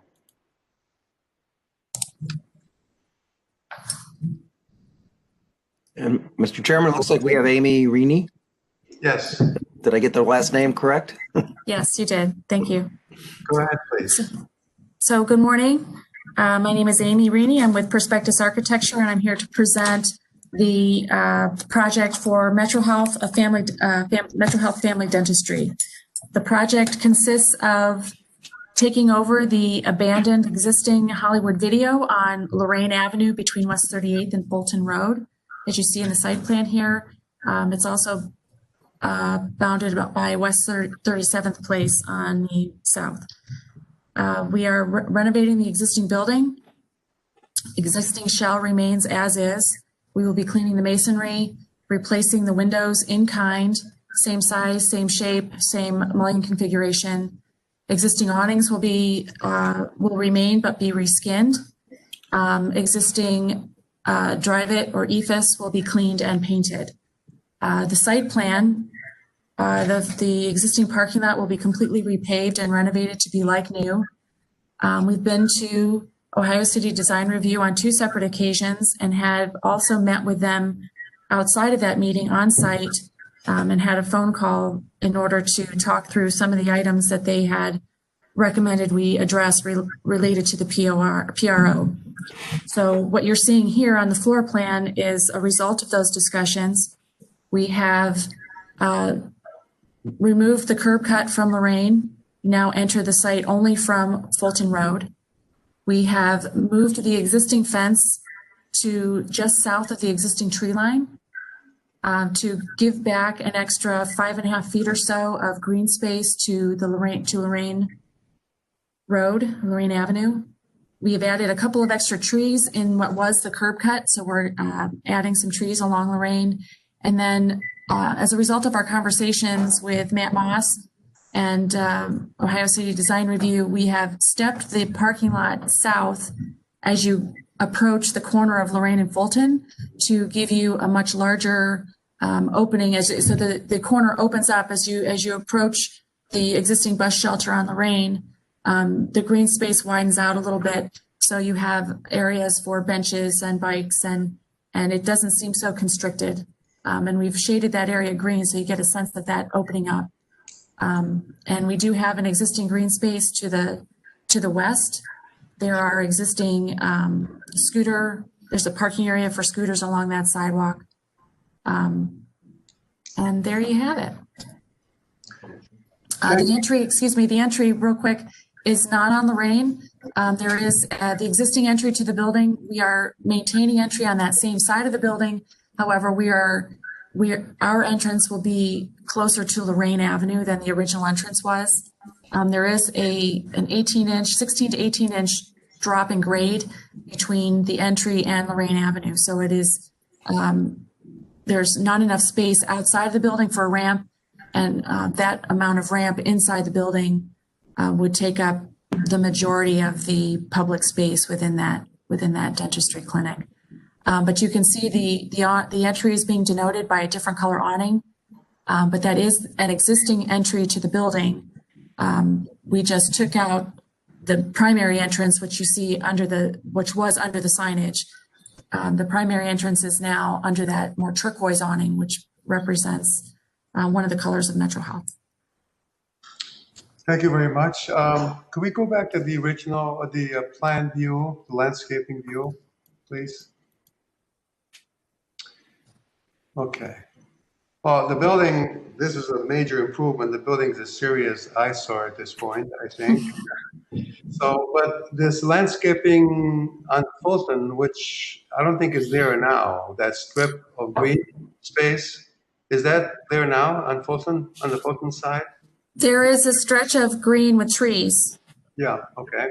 Yeah, it's just, that is existing. We're not reducing or enlarging that. We just wanted to indicate that it was there. Mm-hmm. And all the plantings will remain. Okay, so there'll be an entrance from Fulton, right? Correct. The existing curb cut remains off of Fulton. Right. And what about this green space along West 38th Street? How will that be utilized? That's existing to remain. The existing trees will remain, and there is a plan to provide additional landscaping with regard to shrubbery or flowers, that kind of thing, just to pretty up a little bit. Could there be a sitting area, an outdoor area that people can gather from the offices, or not? It certainly could be. Okay, thank you so much. Any comments from the commission, please? We have Donna Gregonis and looks like Councilman McCormick again. Oh, okay. Mr. McCormick, please. Yeah. Thank you all. I appreciate it. Okay, I think we're there. Thank you again for hearing this piece, and I really appreciate it. Chair, to the commission, this has been quite a site in historical context for the Ohio City neighborhood. Yeah. As some may remember, this has got quite a history to it. So, Sure. Going back well before my time, and some of it really contentious history. So, the neighborhood is very excited to see this positive investment on this site.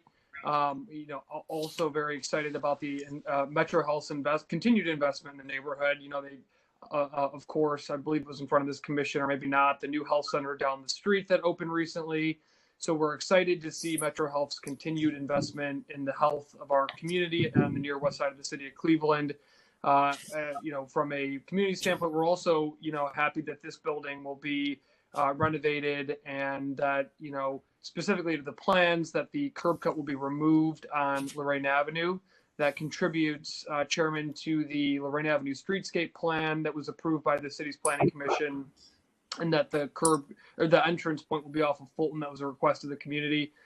Also, in speaking with Metro Health, the removal of the fence on Lorraine Avenue back to allow for additional green space was appreciated by the community as well. And Chair, the only other thing I will say is that the neighbors on West 38th Street requested that the trees are not removed in that green space off of 38. That was a specific request from the neighborhood residents. So I know that our representative here acknowledged that, but I did just want to have that on record, that the neighbors want those trees to remain, but fully support this project and appreciate you hearing it today. Thank you very much, Councilman. Mr. Chairman, we have Donna Gregonis and Anthony Santora. Donna, please. Good morning again, Chair and members of the commission. So the local committee reviewed this last week, and unfortunately there was not a quorum, but they did provide some comments that I would like to share. So there was some concern initially the first time Metro Health came regarding relocating the fence, and it looks like they did do that, and that there were comments this time additionally regarding public space and asking if there was a way to have it a little bit more enhanced. And they're looking for more open access space near the entrance to make the entrance feel a little bit more welcoming. Since it will not be on Lorraine, it's still planned to be off of Fulton, I guess. So they were asking if there could be more open access space near the front, and they prefer a more pedestrian focused entrance and enhanced entry, so not to make it a little bit more welcoming from Lorraine. Additionally, as an organization, we are concerned about the PRO, and we and city planning have been working with Metro Health to show, and they have shown that they are doing some creative solutions to try to adhere to the spirit of the PRO. But some of the things that were, mentioned are having nicer bus or transit station, maybe some more bike racks or seating, and additionally to making the corner feel more welcome. And it is important to remember that we need to look at Lorraine Avenue as not what it is today, but how it will be in a few years with the new streetscape, as it will have more pedestrians and people on bicycles going by with the cycle track. So our preference would be to have the front door on Lorraine, but they did move the front door closer to Lorraine, and that seems like they did make a large effort to do that. So when you say front door, do you mean a driveway? Do you mean the entrance to the building? It was originally further south on the site, but they did move it up a little bit to try to get it closer to Lorraine, I believe. Yes, we did. But you're not, there are no issues regarding the elimination of the driveway from Lorraine? The preference. There's a driveway there now, isn't there?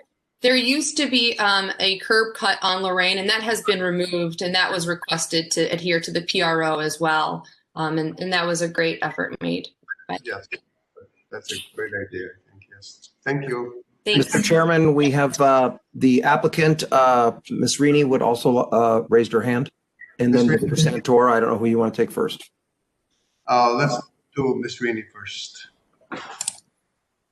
Hi, I just wanted to, one item I forgot to mention in reference to Ms. Gregonis is that we did if you look in the corner where the sidewalk in front of the building where the entrance is meets the sidewalk on Lorraine, we did widen that sidewalk. We pushed the fence back a little to the east so that we could widen that sidewalk area to open it up as you make that 90-degree turn into as a pedestrian makes their way from the sidewalk to the entrance. So we did take those comments to heart and made an effort to make that more pedestrian friendly. Thank you. Okay, Mr. Chairman, we have Anthony, in this order, we have Anthony Santora, Matthew Moss, and Adrian Bailey. Anthony Santora, please.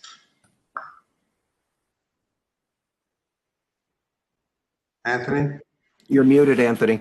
Thank you. Yeah, I just noticed. Thank you, Chair.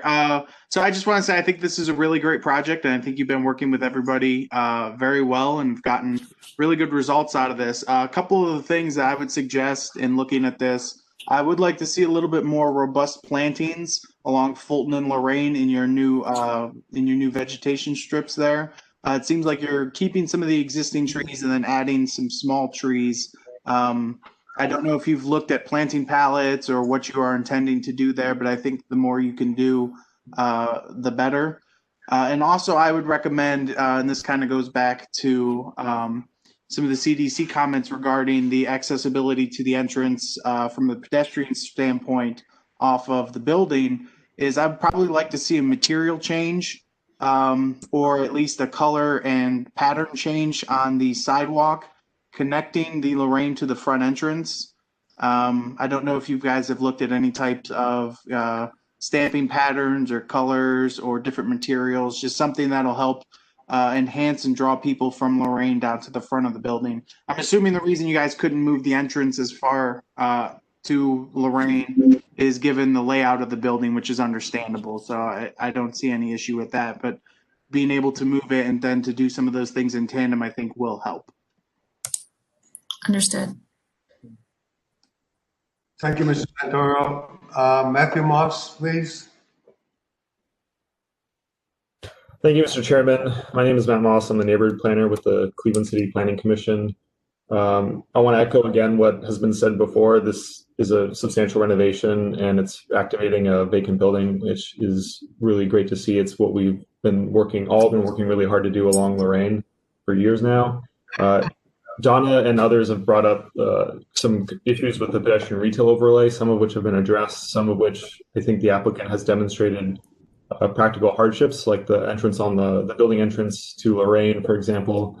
But the one issue that I think still remains unresolved and that the Planning Commission has not yet approved is in the pedestrian retail overlay, parking is not a permitted use within the first 40 feet of the pedestrian retail frontage. And this parking lot, this building is substantially, the site is substantially used up with surface parking, and that's a condition that it has existed in the past. It exists now, but it's an issue that the Planning Commission still needs to address, and it's an issue that we have on Lorraine as we have been attempting for years, and in fact decades now, to shift Lorraine from an auto-oriented corridor to a more multimodal, mixed use and pedestrian corridor. So it's really difficult to talk about these issues when it comes to specific projects because it seems like it's a specific criticism of a project, but it's an attempt it's a shift we are trying to do with the corridor, the whole neighborhood along the whole corridor. So it's always a challenge when trying to address those things with specific projects because it feels like a personal attack on those projects.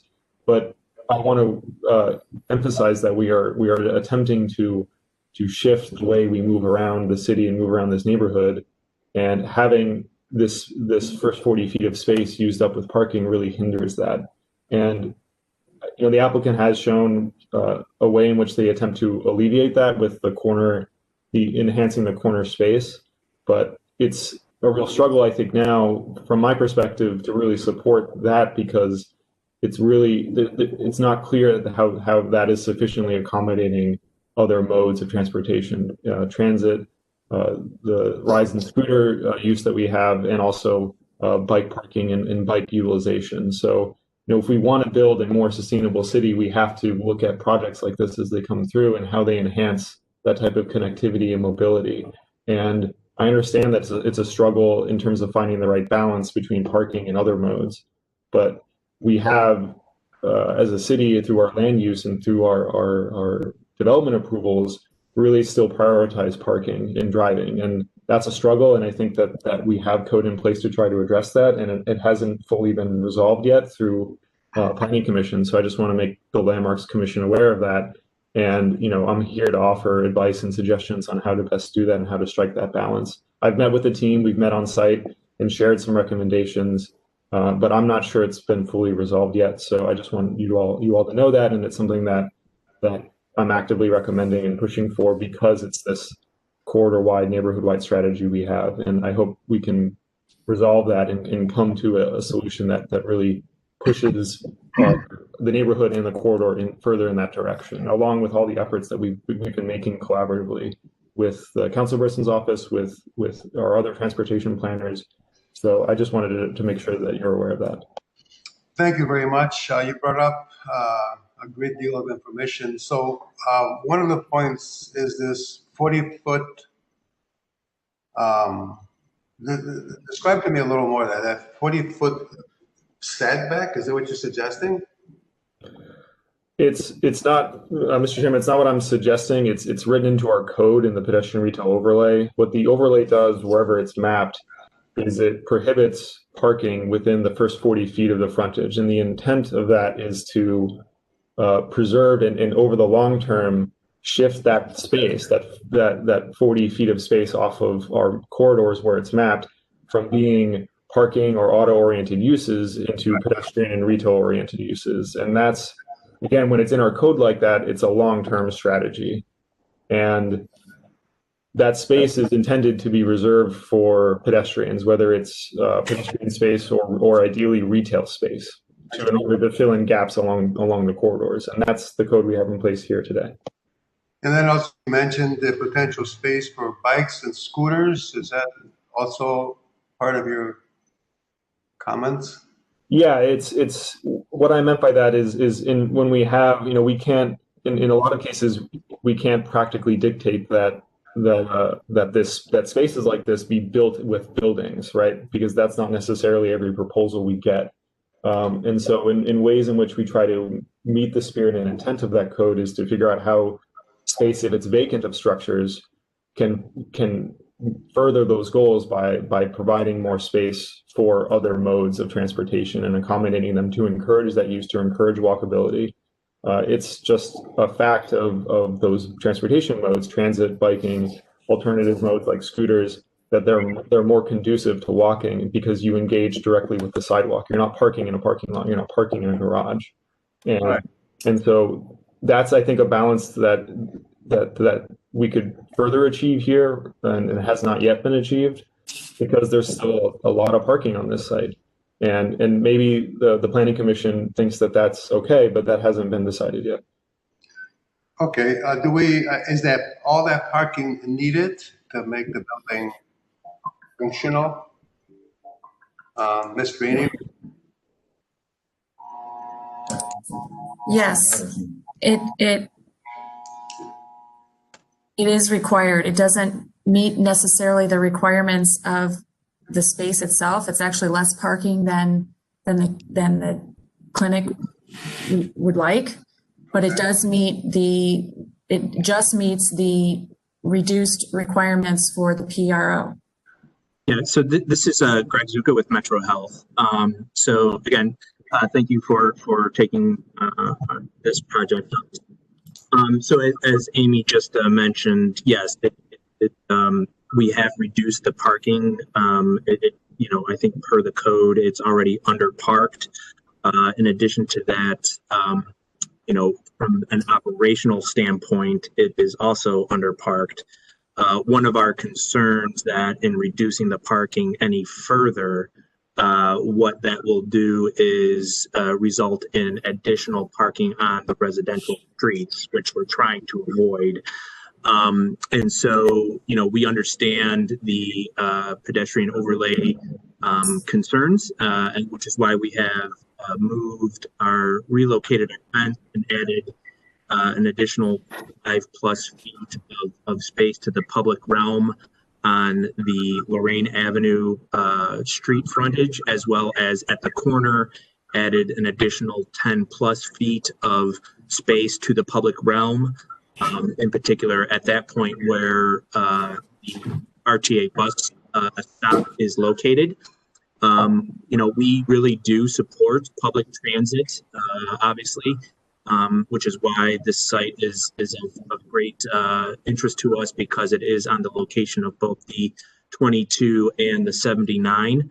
And so we're hoping that, even with the underparked nature of the lot as it is right now, that our patients and employees will be taking those public routes as well. And then as Amy indicated earlier, there is scooter parking as well on the West 38th Street side of the building. Okay, thank you. I think a major accomplishment was put forward by eliminating the vehicle entrance from Lorraine. But I'm curious about what's happening at West 37th Street. Is that a service street? That does not go through to Fulton, does it? West 37th? No, it does not. It does not. Okay, so that is a service entrance for you for the.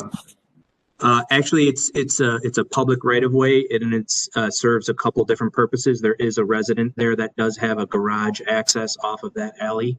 On the south side? Yes. Yeah. Mm-hmm. Okay. Mr. Chairman, we do have Adrian Bailey. Ms. Bailey, please. Yes, since we're talking about the parking, where's the entry off the parking to the building?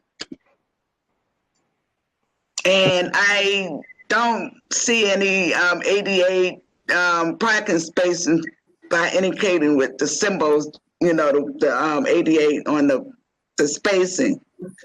And also in the alley area, the West 37th Street, the space between the building and the alley, I noticed you have a note for the dumpster, so I need to see how the dumpster look and where's the door opening for the dumpster, and do you have an enclosure and how the enclosure look? That's just one of my questions.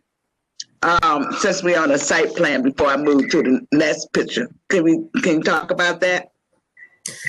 Yeah, so the entrance to the parking lot is directly south of that green. It's from Fulton Road. So it's just to the south of that green shaded area. I don't know, whoever's driving, if you could hold your cursor over that area to help. There's a note that says existing driveway to remain and points to it.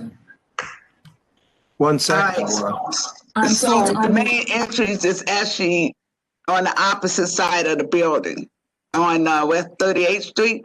No, the entrance is for Fulton. On Fulton. No, not Correct. for the yes, for the parking. I meant the entrance for the building. The entrance to the building faces Fulton, and it's just above that dash line that indicates the 46. I see. All right, yeah. And that's assuming that's where you're going to have the ADA parking spaces right there. Correct. There are 2 ADA spaces. They flank the hatched area directly in front of the building. So there's one on each side of that hatched area. Okay. All right. I just don't see the symbol on there. Now, if you go down to the dumpster for where the alley, how is the truck coming in to pick up the garbage? And I don't see any visible or any drawing or elevation on how the dumpster. Your note says it's going to be enclosed, and what type of material? It says like wood. Could you talk a little bit about that? Yes, it will be a board-on-board fence to replace the existing board-on-board fence that now conceals that area. So we will provide a new board-on-board fence. The gates will open in the direction of West 38th Street. The truck will back in West 37th Place, and there is a new asphalt area provided in front of that for the truck to maneuver in order to get the dumpsters. That alley is currently used to access the dumpster for an adjacent tenant. Maurice, could you go to the elevation drawing A202? Sure. Yes. Now, first, I would like to commend everyone involved for taking an existing building and we're using most of the materials, including the art, and it looks like we're just adding the signage and windows to the building. My question let me see here. I have to the lower left corner where it says 138th and Lorraine. I'm assuming the existing structure right there is part of the building. And if you look above them, looking at what it says, Metro. So that's what I'm looking at, comparing with the elevation. So the color is going to be the beige color that was on the right of that photo, correct? That's the actual color compared to the West 38th above it. I'm looking at that small one. It's going to have new windows installed with the signage. Correct. So those windows are actually existing. They're just boarded up at the moment, and we are going to replace them in kind, and that's what they look like. If you were to take those boards down, that's what those windows would look like. But we are changing the color of that EFIS system to be a beige color instead of the gray. Okay. And then also Consistent with the Metro. iron is also going to be changed to the color from the Metro color kind of. Correct. All right.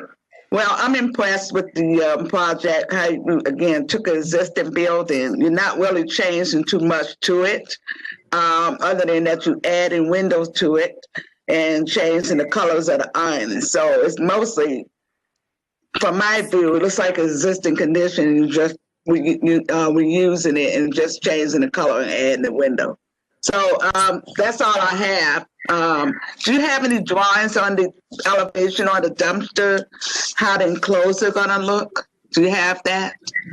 I do not. Okay. We can follow up with that if required.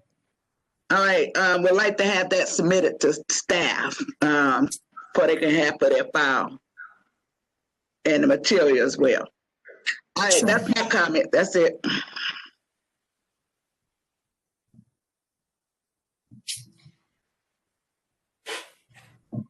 Mr. Chairman, I have nobody else with their hands raised at this point. Very good. Thank you, Maurice. I think we're ready to entertain a motion. Is someone prepared to make a motion? Mr. Chair, this is Anthony Santor. Given the testimony we've heard and the discussion from the commission, I would move to approve the project as presented and to have the applicant submit to staff details and drawings regarding the dumpster enclosure for ruling to be made by them. Thank you very much, Mr. Santoro. Do we have a second? This is Michelle Anderson. I second the motion. Thank you, Michelle. Mr. Pettit, would you please take call for a vote? Thank you. Ms. Anderson, Yes. Ms. Bailey, Yes. Mr. Colicchio, Yes. Mr. Dryer, Yes. Mr. Strickland, Yes. Mr. Tarasic, Yes. Mr. Santora. Yes. The motion passes unanimously. Thank you. Very much. Thank you very much. Thank you for your time. I appreciate it. Thank you. I think it's going to be a wonderful addition that will transform that area there. So, and that building's been sitting empty forever, it seems. Yes. Thank you again. Thank you. Congratulations. Thanks.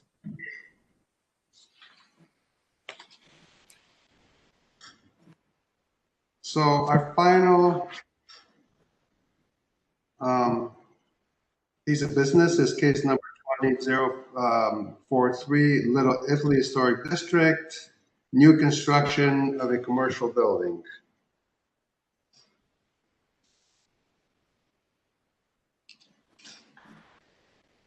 Are we ready for a presentation? Can you hear us? I can hear you. Yes, I can hear you. You can see. Okay. Okay. I'm Rich Bozick from Blatchford Architects. I'm Travis Ludson from Blatchford Architects. We're following up from the last meeting that we were at, where we were requested to reduce the amount of glass, right? Also to lower the height of the building.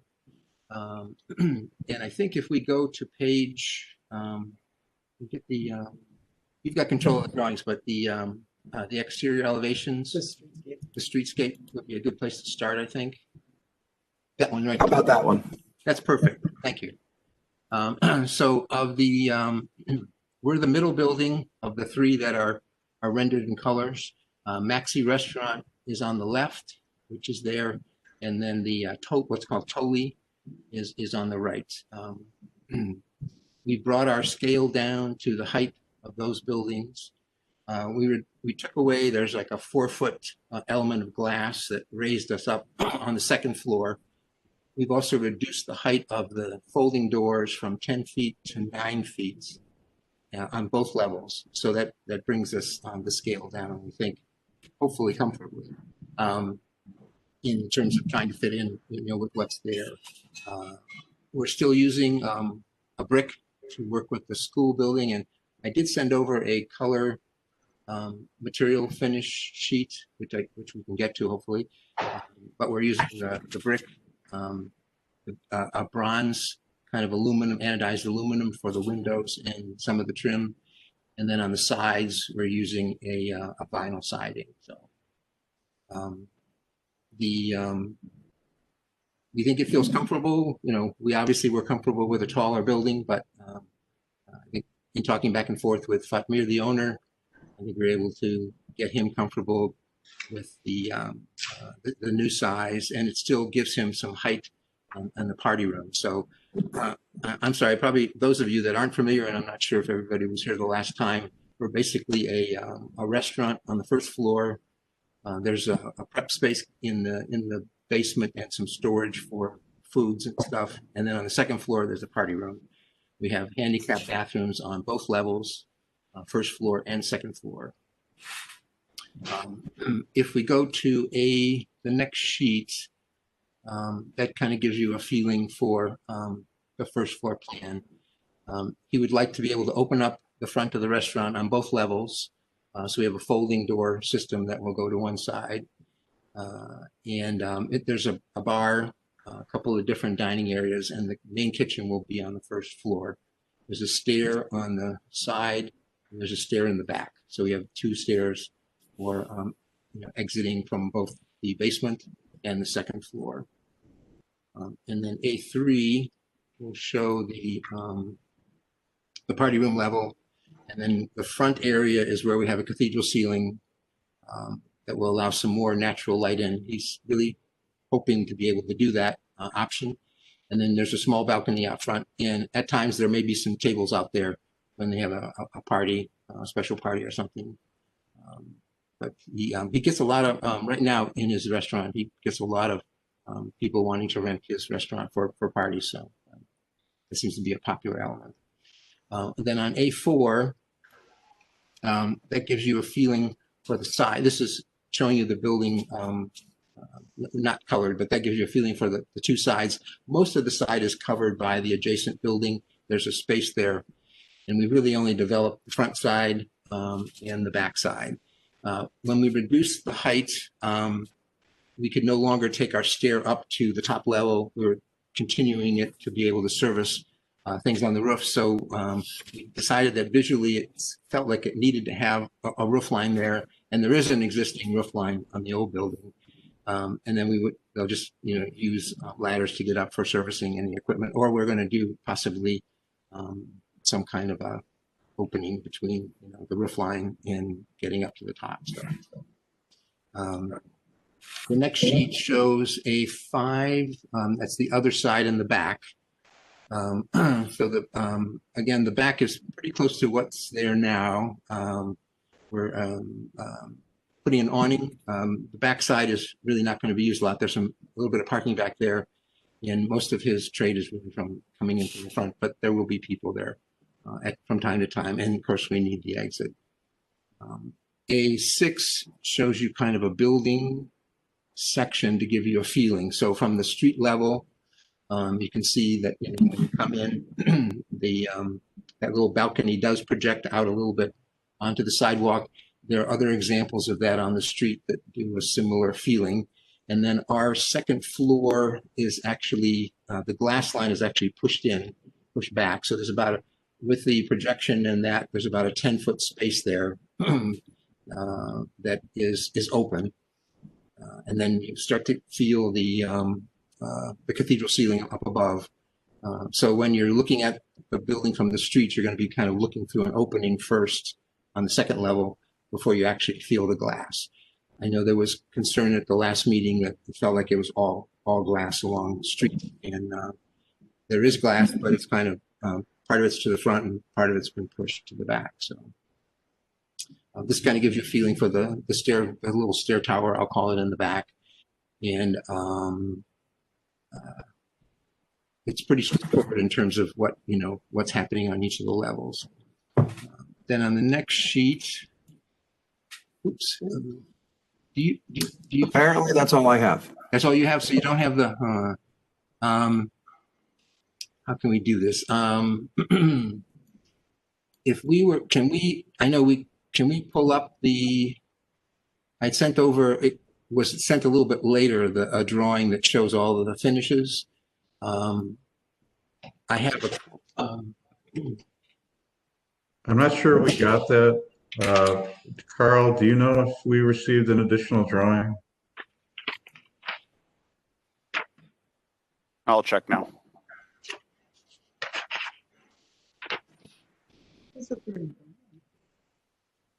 On the drawing, we have all of the materials, and then there were also some questions about the railing along the front, and we have 2 examples showing how that will work.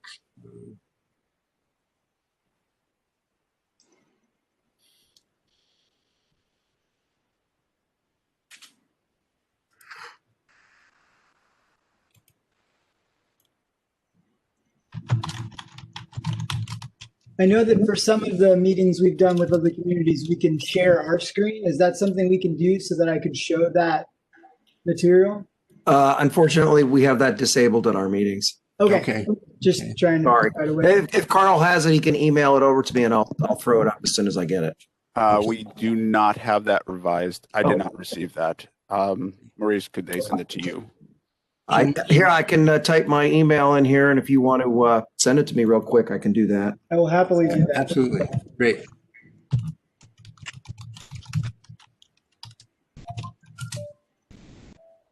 There you go. I just texted it. Did you get that? Yep. Okay.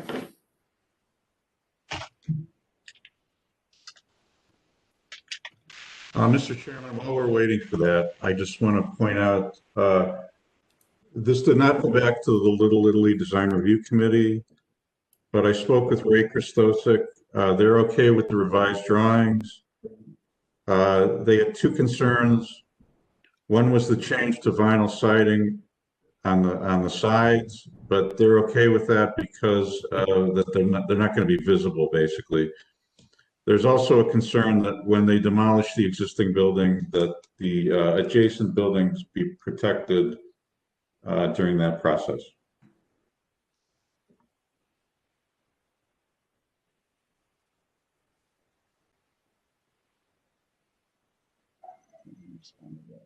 We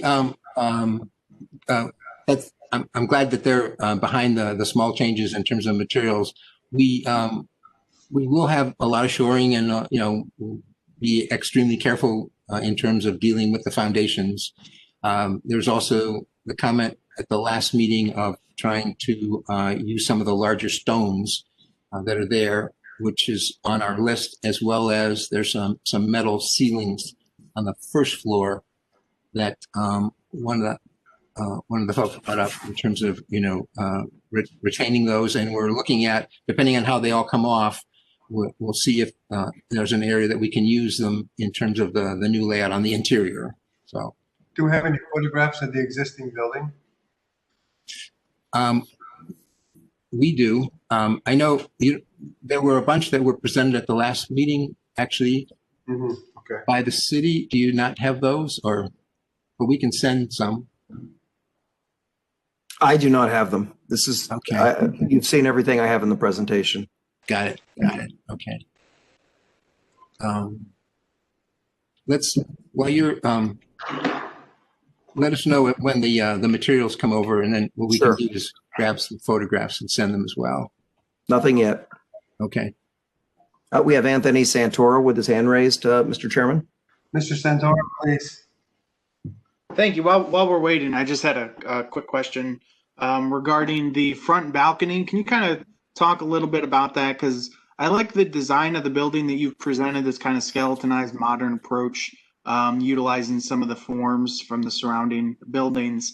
But the projection on the balcony itself, I don't know. I kind of feel like it would be a little bit cleaner if that projection wasn't as pronounced or if it wasn't there at all. But can you just kind of take us through the use of the balcony, the materiality, and did you guys look at possibly having it flush, having it less pronounced, more pronounced?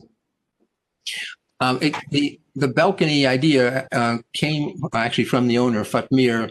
A couple of doors down, and you can sort of see on our general elevation, there's a balcony that does project out, and we're the same distance. And then also on the other side, the taller brick building has one. So there's kind of that character of balconies. Some are that seem to be projecting out versus projecting in.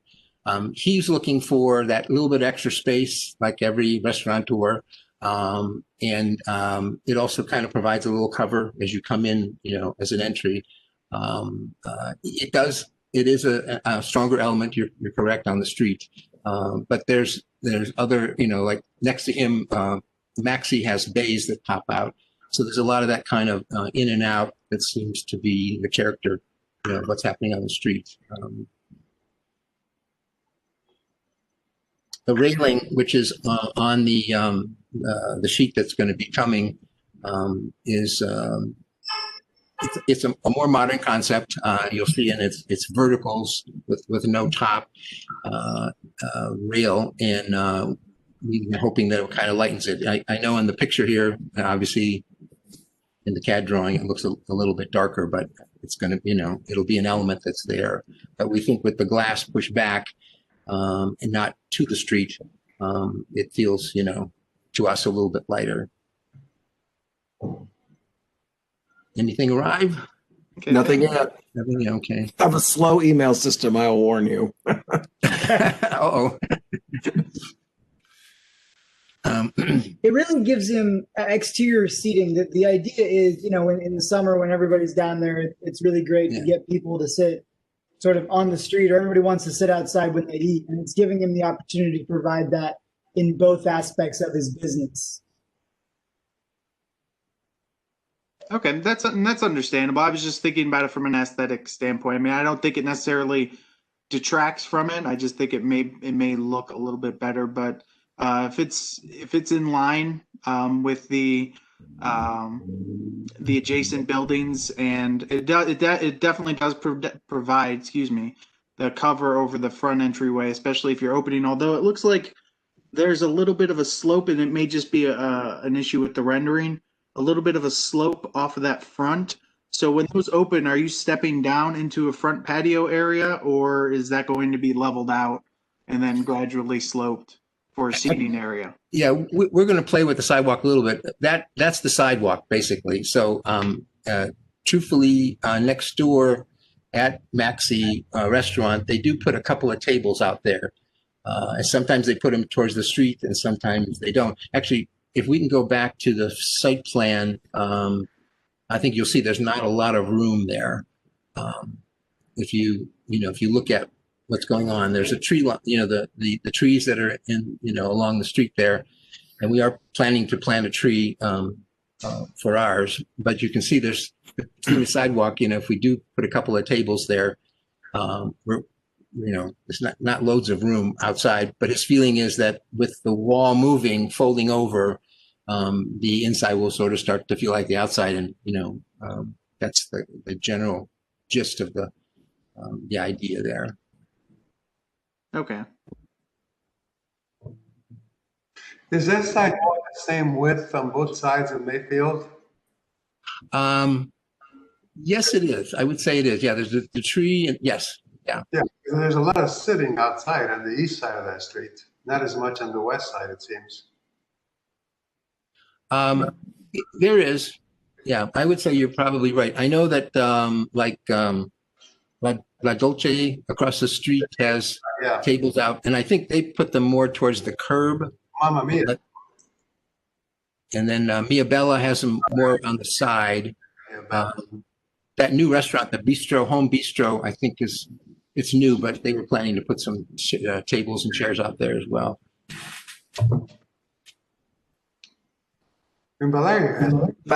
Madam Chair, I'm sorry, Mr. Chairman, we have Adrian has had her hand up for a while. Okay, please. Hi. Well, thank you for making the changes from the last commission meeting. And since you're on this site, because I had a question about the balcony, what's the depth from the face of the building out from the sidewalk of the balcony? How far out is it going? It's thinning out. Oh, The actual balcony, yeah. With that, the hash line, yeah. How far is it going from the face of the building out? Yeah, that the portion that actually sticks out beyond is 3'6", and it basically matches. You can't quite see it on our site plan, but the 2 doors down, there's a balcony that sticks out the same distance, so that we chose that distance to not go beyond. Could you go to the next? This is the first floor. Could I see the second floor plan just to see the relationship? Yeah. Okay. I just want to see. And then go back to the elevation with the color elevation that we were looking at before. Yeah, right here. Again, I appreciate you making the adjustment, but the previous one you had so much glazing as if it was continuing. So you had a break right there to kind of limit the glazing. So I do have a question. What type of material, the horizontal part, in relationship to the roof, what type of material would that be? Is it metal, wood? Where right at the top before it breaks with the glass continuing and then at the roof edge. That's brick. What is that? That is brick. That's brick. Yeah. At the top part above the railings, the second floor. At the triangular portion? Yeah, the trim. Yeah, that trim is it's going to be a metal, the bronze finish that looks. It's not going to be metal, but it's going to be an aluminum covering on the fascia that matches the window trim and the railing color. And below it, it's going to be a little bit of mason. I couldn't tell on this drawing. Correct. Yeah. All right. Yeah, if we go to the enlarged, there's an enlarged version that's not in color on a A4 there. Which A4? Okay, thank you. Yeah. Okay. So I don't know if that helps you. Yeah. Let's see. Now, what's the height of the railing? It's by code you have to be 42 inches of the floor from the floor when you're on the balcony, and then the rails were actually the details were taking them down to the thickness of that floor. And so that's another 12 plus inches. So, and that if that elevation or that color board comes, you can see a good example of how that works. Okay. Visually, yeah. So my next question is, again, looking at your drawing, I see folding windows to open up for air. Is that what your intent is? Not a swing window. So are you not having people to come on to this balcony, or are you just having it as a symbol? No, the idea is that the glass will fold to one side, and that people will be able to either walk out there, and at times there will be a few tables out there during a party. Okay, the reason why I'm asking that, if you go back to the elevation, I'm also seeing on this, but it's so much of, go back to the color one. It looks like, go back one more right there. Yeah. It just looks like the bottom of it is just continuing, and it doesn't look like it's a door opening. One of them don't continue all the way down. You see? The line is going all the way. They are consistent. Yeah. Not one bay is going down to the floor, so it can look like a door. Yeah. Can you go to the first plan? This may help. Which is is it A2, the next plan? Yeah. You can see that there's a little entry and a foyer that you come to on the right side. Mm-hmm. Okay, and then that gets you into the restaurant, and then on the other side where the folding door is, there's like four panels there, whether that's open or closed. That that's the side, that, Well, I'm looking at the second one, the balcony. okay, on this, so that'd be A3. Yeah, it looks like it's continuing at the bottom of the window. So are they entering on there, or that's the question I'm having? Are you going to have? Okay, so you are going to have someone. So where's the door on the elevation? Oh, okay, I see it. I just don't see it on the drawing. It matches the whole storefront system. It's just one panel can open. Yeah. So you visually, you won't see a difference between the bifold doors and the single door on the right. When it's all closed. It's just one of them opens up and you walk out, or you open them all up. Okay, so let's go back to the elevation. I wish I could point on this. So I know where the door is now. I'm just not seeing it on your elevation. Got it. Okay. You see the line is, going all the way even over to the far right. So yeah, and it's the panel on the far right that opens and closes like a door. yeah. So even though, so are you saying that it might be a kick plate? That's why the line is right there, or? Yes. Yeah. So it's like a kick plate. On the second floor? Yeah, on the second floor. Yeah. So it looks similar to the door on the bottom, right? On the first On the floor. first floor. Yeah. Okay, that's why I wanted to get an understanding, because I'm looking at the drawing, I couldn't tell where the door was and it's opening. So you see what I'm saying? So I can see you trying to line up the second floor window with the bottom of the window for the door. For the So door. that's what you're trying to imitate. So now I have a better understanding of that. Okay. But again, I appreciate you making the changes, especially on the front elevation. It doesn't show too much glass, but you have a break from the second floor to the roof glass. Right. So that's my comment. So that's it. So we're still waiting for the colors, because one of the questions I had is the staircase masonry.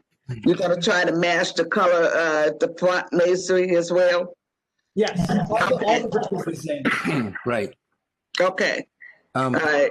If the finishes haven't come, I suppose we could try. I don't know.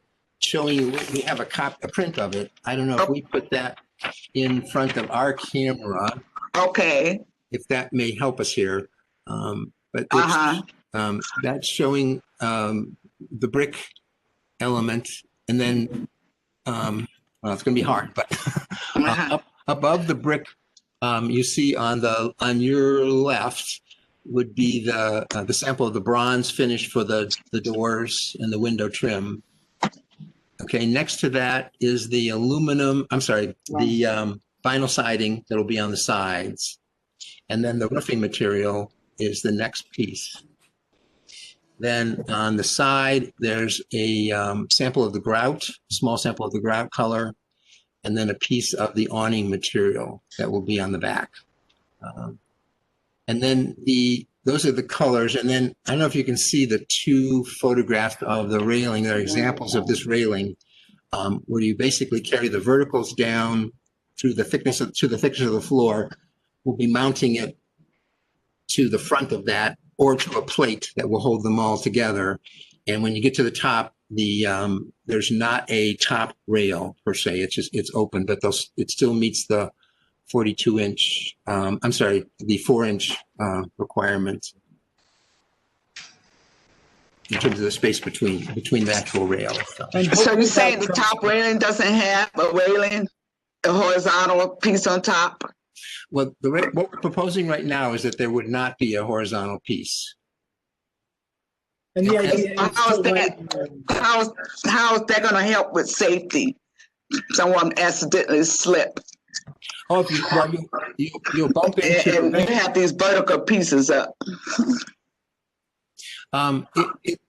You'll bump into the rail. If you were to slip and fall against it, it'll satisfy the required code. It's just that you just don't have that top element there between the small pieces. But it won't. I don't think it will deter you The spacing of the verticals is adequate that you're not gonna, there's no way to fall through it. Yeah. It's just that there isn't a vertical bar, but there is a vertical plane that is created by putting all of these pieces next to each other, kind of like dominoes when you have that only not falling down. It's a bad example, but how much gap is between each pieces, each railing? What's the spacing? It's 4 inches, which is what you have to have by code for any railing. You have to have the verticals every 4 inches. So each pieces is every 4 inches. That's your spacing. Yes. And it's 22 inches tall. All right. Well, take a look at that again. I understand what you're trying to apply to see if you may have some other design to put something on top. Okay. And communicate with staff on that. Okay. Looks like we have Trot back again. So welcome back, Madam Chair. Thank you. Oh, Julie's back. Julie is back. I would say keep going, Giancarlo. I just joined, so I have not been here for the majority of this conversation. Almost done, actually. I hate to say, but the materials page just has not come through. Hasn't I don't come know. through? Okay. I don't know what the problem is. So I'm so sorry. Also, the photograph of the existing building, did that arrive? Nothing has come through. I haven't sent. I don't know why. I can try to bring something up on Google, or if you want to see that. Would you please? Thank you. Sure. Maurice, can I share my screen? No, it's disabled for the meetings. We disable it, so I can't. Nobody can. Hold on a second. Well, Don, if you want to send me something.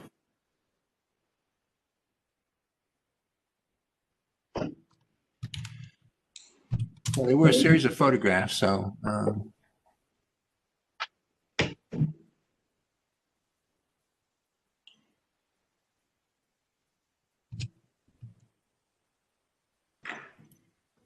We have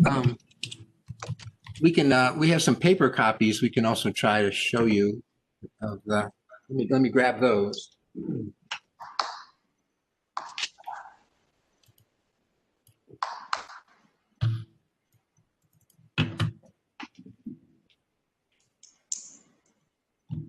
Okay. Okay, there we have a Google Maps. Yes, I see that. Yeah, so it's the building in the middle? I think the building in the middle. I see if I can move down a little bit here. Good. Well, there you go. Okay. Ours is the one with the white top, so. Yeah, I see. So where are the large stones that the architect was talking about? They're the basement foundation wall. Oh, I see. Okay, okay. On the inside, yeah. Yeah. Sandstone? Yes. And you were planning on saving some of those pieces? Well, it was requested at the last meeting that we do that. So along with the ceiling tiles on the inside, the tin tile. How are you planning on using them? How are you planning on using the sandstone? Oh, we were not actually planning to use it except possibly outside as a landscape kind of element in the back. So it was a new item that was really not part of our program. And again, it was the request that came up is the possibility of looking at it. So, but that they wouldn't be thrown away or destroyed. The idea was that they could be used. The same thing with the tin tile. Yeah. It would be available, but not necessarily that we would use them for our project. But we think we can use the tin tile for sure. Okay. Giancarlo, this is Bob Strickland. That was my suggestion. You know, this project includes the total demolition of the existing building. So we requested salvaging materials as part of the demolition process. Very good. Thank you. Thank you, Weber. Can we take a look at that garden in the back? See what's going on back there? You talked about landscaping. We don't have any. Oh, I'm sorry. Excuse me. We do not have a plan set up for that. I'm sorry. That was, The truth is that what's in the back right now is going to be, we'll be able to use for the parking, and there really isn't a lot of space back there. And again, our initial thought was if we could use some of the stone, it would be more as a kind of a sculptural element versus a actual park setting. How do you get to the back from Murray Hill Road? You come at the, what is that, 120, I can't think of what that street is, but you come around and there's a large parking area for La Trattoria that is Yes, okay. East 123rd. And everybody has access, and there's an easement of, I think, 15 or 20 feet that everybody has in terms of bringing elements around, cars around, that kind of thing. And that's our route that we're going to be using for our slow demolition of taking everything apart and getting it away from the site. So you'll be taking the building apart from the back? Correct. Correct. Okay. So there will not be a sitting area in the back, a garden area or a sitting area for the... At this point, there's not a plan for one, so. We're required to have a certain amount of parking. Yeah. And so we're providing that parking in the back of the site.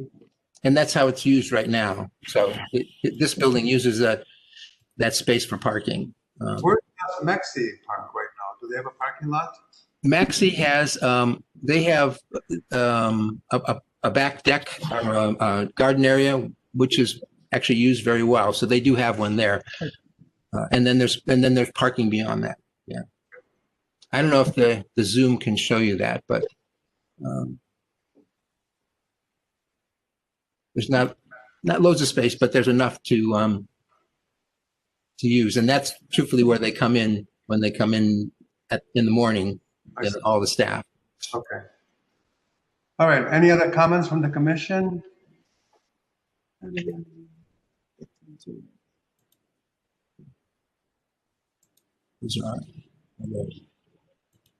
These are the site visit photographs that Carl just sent me. Very good. Thank you. Yeah, I can see the sandstone foundations. Yeah. Right. There's the tin ceilings inside. Yeah. Very nice.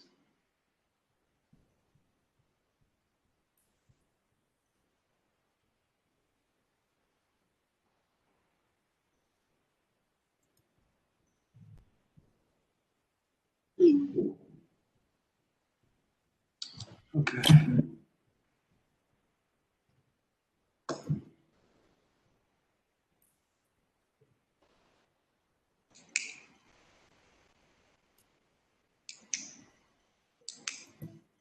Yes, I think, yes, I remember seeing these before, but that's fine. Thank you.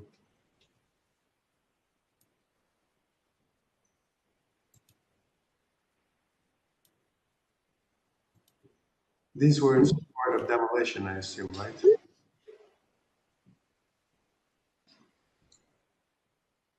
And I would just remind the commission that we've already taken action to approve the demolition. So what are we being asked to approve now? We are approving the new construction of the commercial building. Even though the concept is not yet completed, because the parking, the back area will be presented at a later time? Oh. I don't think that's necessary for us to see. Okay. Right now, we're just acting on the new construction. Okay, fine. We can, if there are changes to the back of the building which aren't visible from anywhere, they can be submitted to staff, I think. Okay. All right, so no more comments from the commission then?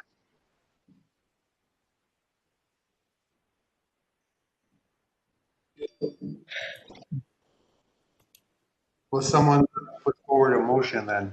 I've just, John Carlos, Bob Strickland, I've got a question for Don. Did this go back to the local design review committee, or can you remind us of their initial comments of this project?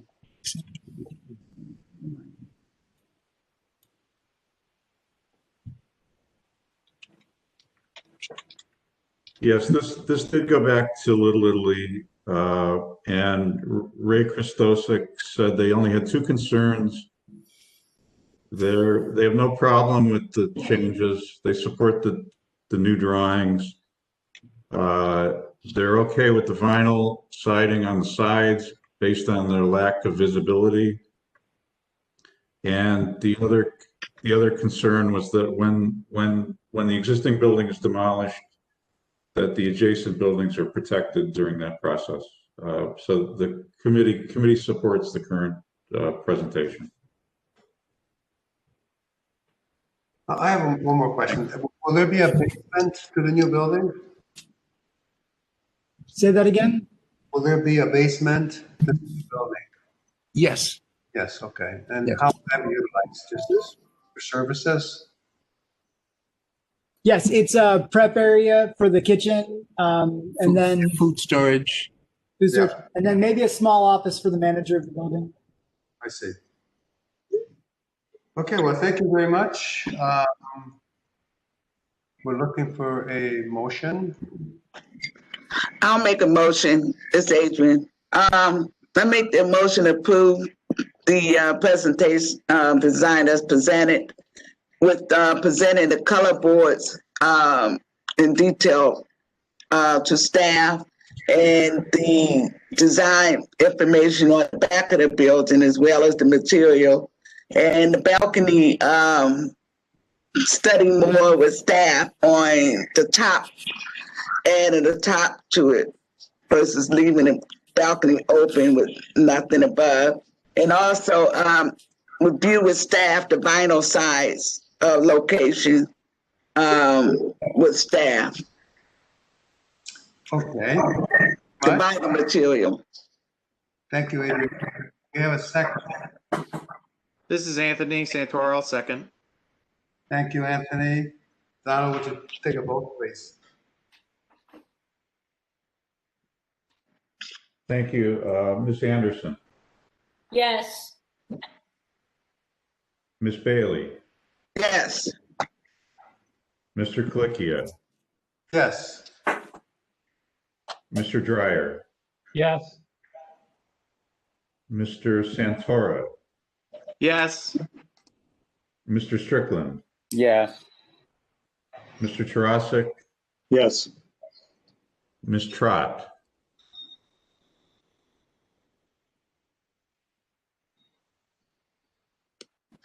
Thank you. Apologize. I'm going to abstain since I didn't see the full presentation. Thank you very much. The motion passes unanimously. Thank you very much. Congratulations. Okay, thanks. You're welcome. Not with any other business?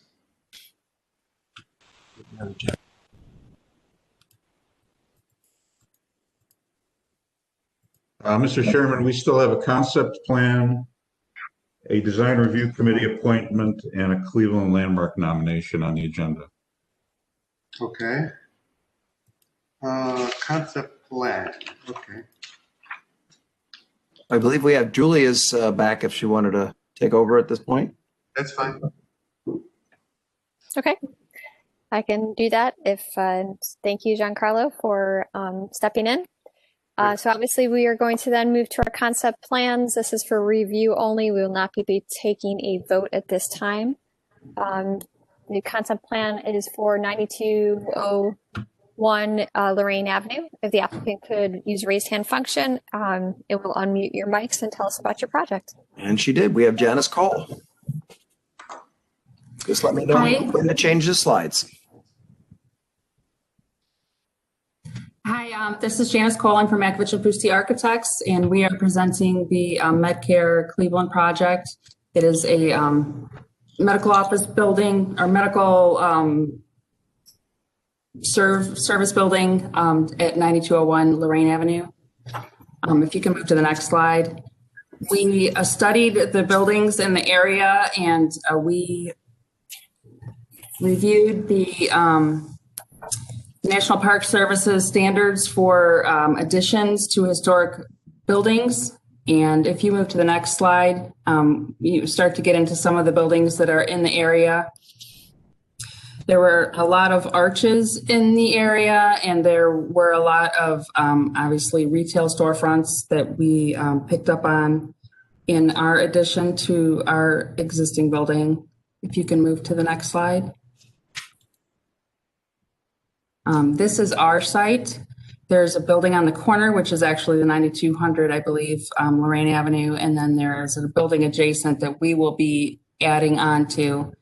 The building on the corner is a sided building with the traditional bay window look to it. It's got a turret on the end. And then the building that we're adding on to is brick. If you can move to the next slide. I think it's the landscape plan, yeah. We decided to put our building up against the street, or so that it was added on to the existing building. We didn't want to have the parking in the front per the city requirements. We have a substantial amount of green space that we left with plantings. There are a lot of existing plantings on the site, trees on the existing site that we are reusing instead of removing, just because they're in good shape and it's not a good idea to remove them. So this is the site. At the neighborhood review that we were in a few weeks ago, there was discussion regarding the bus location, the bus stop location, and that was one of the improvements that is on this site plan, is that you can see where the existing bus stop is located, which ends up being almost perfect for our layout. We don't have to relocate that bus shelter at all. And our intent was that this building would have a substantial amount of walk-up traffic and public transportation traffic coming to use the services of this building. If you can move to the next slide. This is just pictures of the existing plantings that we plan to reuse. We also plan to reuse as much as we can of the existing fence that's along the front of the site right now. And we plan to surround this remainder of the site with fencing that will match so that it's it appears to be all built at the same time. We plan to add some arborvitaes along the back of the site because there's not a whole lot of planting back there. There's also an alley back there that was recently vacated that we plan to take back some of that property and plant some more green space back there so that there's a substantial amount of screening for the neighbors behind us. If you can move to the next slide. This is just a floor plan. On the right side is the existing building. On the left side is the addition that we plan to put on. The right side currently is retail on the first floor and residential on the second floor, and also in the back, that gray shaded area in the back is residential as well, but we don't plan to do anything back there. You can move to the next slide. This is a contextual elevation showing the existing buildings and our addition. We tried to complement the existing building with our materials while not copying the items, the existing building. We have some, the elements, the arched elements with the windows are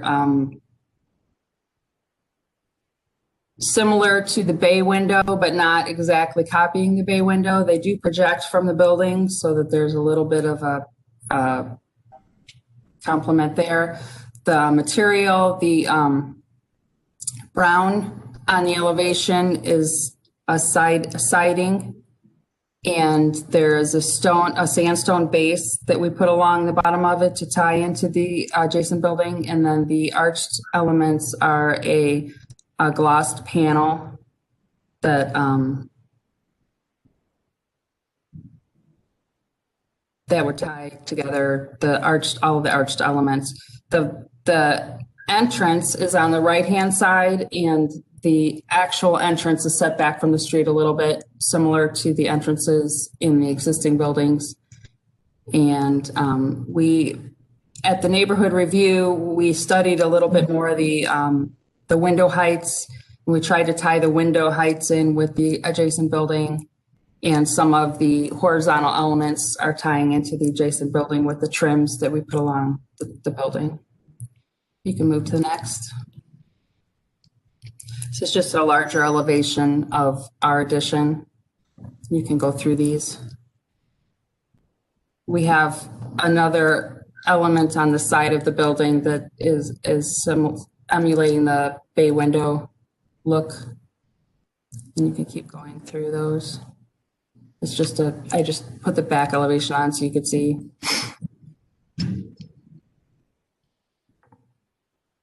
That's a daytime view of our addition with the existing building in the background. The bus shelter is shown so you can see how that ties into the site. And then there's, our intent was to backlight this entrance element in the evening so that it would be almost like a beacon that people would know where the building is. If you move to the next rendering, it's a night shot of that entrance.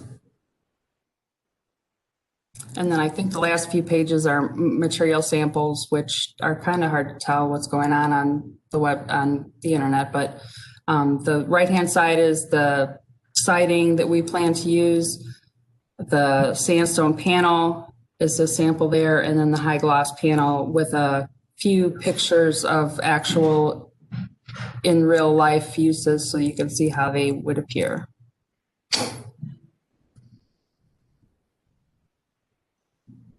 That's it.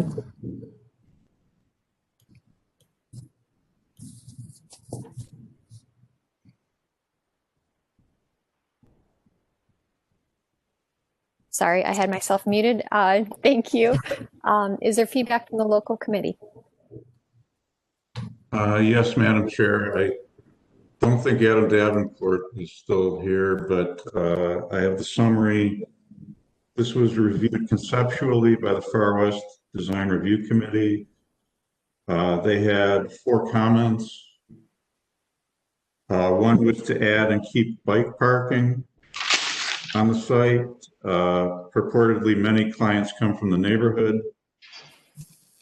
Number 2, the bus stop shelter will need to be moved and coordinated with RTA. Number 3, the site plan landscaping is great and should be kept as is, even if a parking variance is required. And number 4 is their recommendation that they carry the historic nature of the adjacent building and surrounding historic buildings within the new construction of the new addition. And I think staff would echo the last comment. I think it would, and I've spoken to the architect about it. I think the building would benefit if there were some nods to the neighborhood in terms of materiality and design. Thank you. Thank you. With that then, is there anyone else to speak on behalf of the project from the community or the city? I have no other hands raised at this point. I take that back, Mr. Strickland. Okay, then we'll move on to commission feedback. Go ahead, Mr. Strickland. All right. Thank you, Madam Chair. I heard the applicant say that they were trying to emulate some of the surrounding buildings by including those arch shapes and indicating that there's several buildings within the neighborhood that have similar arch shapes. So, Don, I think it would be helpful to help provide more guidance to the applicant when you make comments with regard to paying more homage to the local historic structures and particularly the adjacent building. Personally, I would like to see the building on the primary faces being predominantly brick as opposed to a Nichiha siding. So that was one change that I would like to see. But Donna, you talked about including copper elements to mimic the copper next door. What guidance can we give the applicant with regard to paying homage to the historic nature in the neighborhood? Thank you. I also had an issue with the Nichiha. I think we could do a more traditional material, whether that's brick or something else, I don't know. Our goal is never to imitate the historic buildings in the district, so I'm not suggesting that. I just think, for instance, those windows on the Lorraine elevation could be bay windows, which are common throughout the Lorraine Station district. Maybe the materiality of that entrance canopy could be a more traditional element. I don't think we want to put a tower here to imitate the historic towers in the district, but I just think that there's more that they could do to make it look a little more contextual, that's all.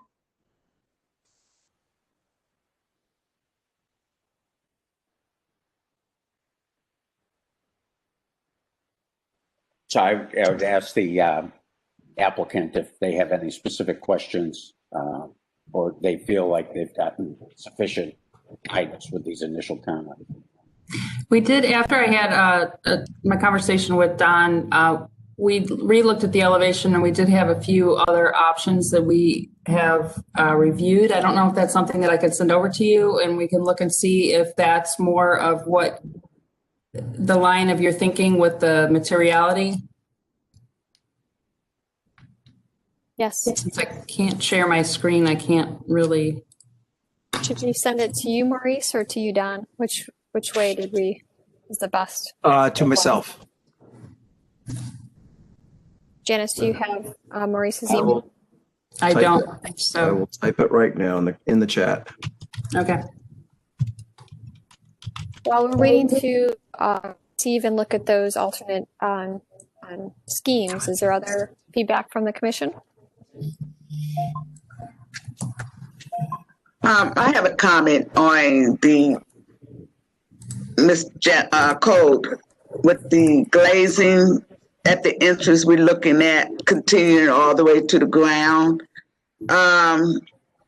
Just wondering, have we looked at the same level as the brick, or I'm assuming that's limestone, to put metal material versus glass at the bottom window, or the first course, and then the rest of it could be glass.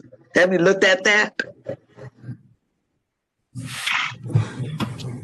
That's something we can look at. We can either do a spandrel panel maybe, or add a base to the glass in the front at the entrance. Mm-hmm. Just only to the bottom. A little bit. Mm-hmm. Oh. Adrian, are you alluding to a more traditional like bulkhead at the bottom so that it has that more solid sill like the building? Yeah, more solid, yeah. Gray, solid metal. The framing can still be there, just not have the glass. There we go. That's the updated drawing, or the drawing that we. Oh, okay. The top elevation is the one that we just presented. The second elevation, middle elevation, we just went with more traditional material. We still do have the Nichiha siding, but we had a brick base on there, along with the sandstone or limestone panel for the elements, and we tried to emulate more of the bay window with the way the mullions were on the spacing on there. We added a cornice to both the entrance and the two pop-out elements. And then the bottom one is similar, just a different look with the windows, with more of a square option instead of the arched option. But we still carry through the arches in these two elevations, just not the actual building, just carries through in the glazing itself instead of the building. And then I think there was a second page which showed a couple other options that we had looked at, but we really didn't like those very much. They were competing too much with the entrance. The center elements were competing a lot. So, but just to show you that we've looked at it a little bit since the conversation with Don. If there was any feedback on any of the first two options or any additional feedback. And then, since we are on an elevation, have you also looked at continuing the masonry where I was talking about also putting metal at the back on the bottom glazing? The frame and everything stays the same. It's just that instead of having glass, have a solid material. It could be like the masonry or a metal panel in between the frame. Have you looked at both of those? Mm-hmm. Okay. I'm just looking at, protecting the glass. I know all of them won't be protected, but it's at least at the bottom, it has a chance to probably have more impact, salt and all that stuff. So looking more at putting something solid than glass at the grade level. I personally like your alternate options that you have shown in the previous page. Maurice, do you mind paging back one? Sure. I think your solution, the center and the bottom, are more aligned with the character of the neighborhood. I think you need to show a lot of taking the feedback and trying to work with it. I think the stone or man-made unit that is used around in the bay and for the entry element, I think works. I personally like better than the high gloss metal because of how the majority of the buildings around here are either masonry or wood. The metal seems a little foreign, so I think your solutions in the center or the bottom, personally, I like better, and I think work well with the neighborhood. And then as far as the stone versus, or the brick versus the Nijiha, it would be interesting just to see that solution, or if there's a combination, since you do have smaller, the majority of the buildings here are smaller in proportion. If there's a way to even play with that so that you could obviously focus your costs, but maybe incorporate masonry into the building more than you currently have it.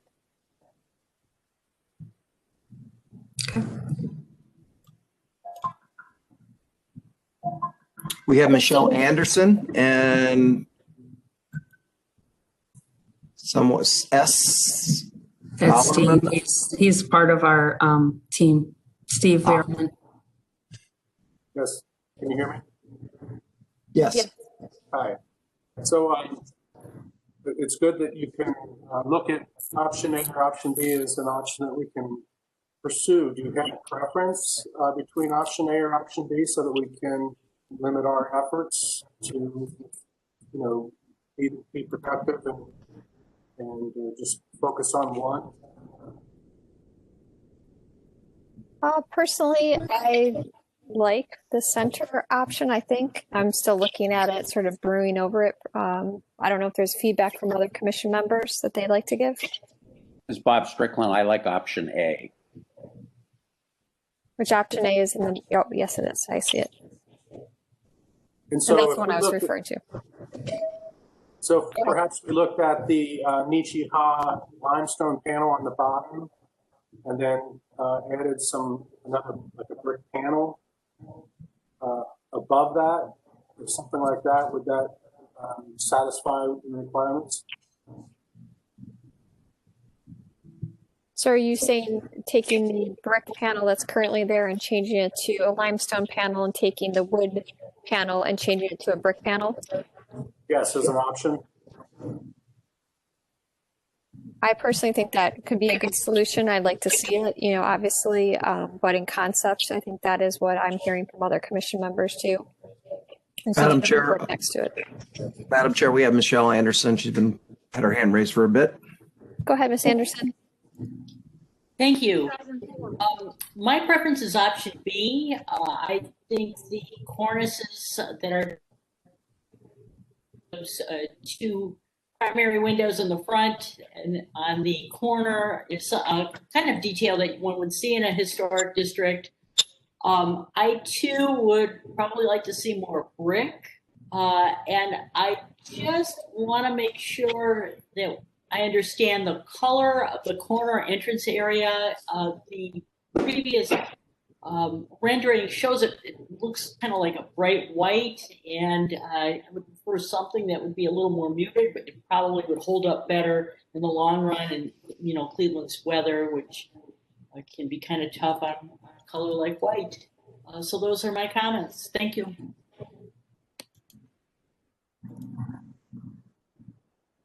Other feedback from the commission?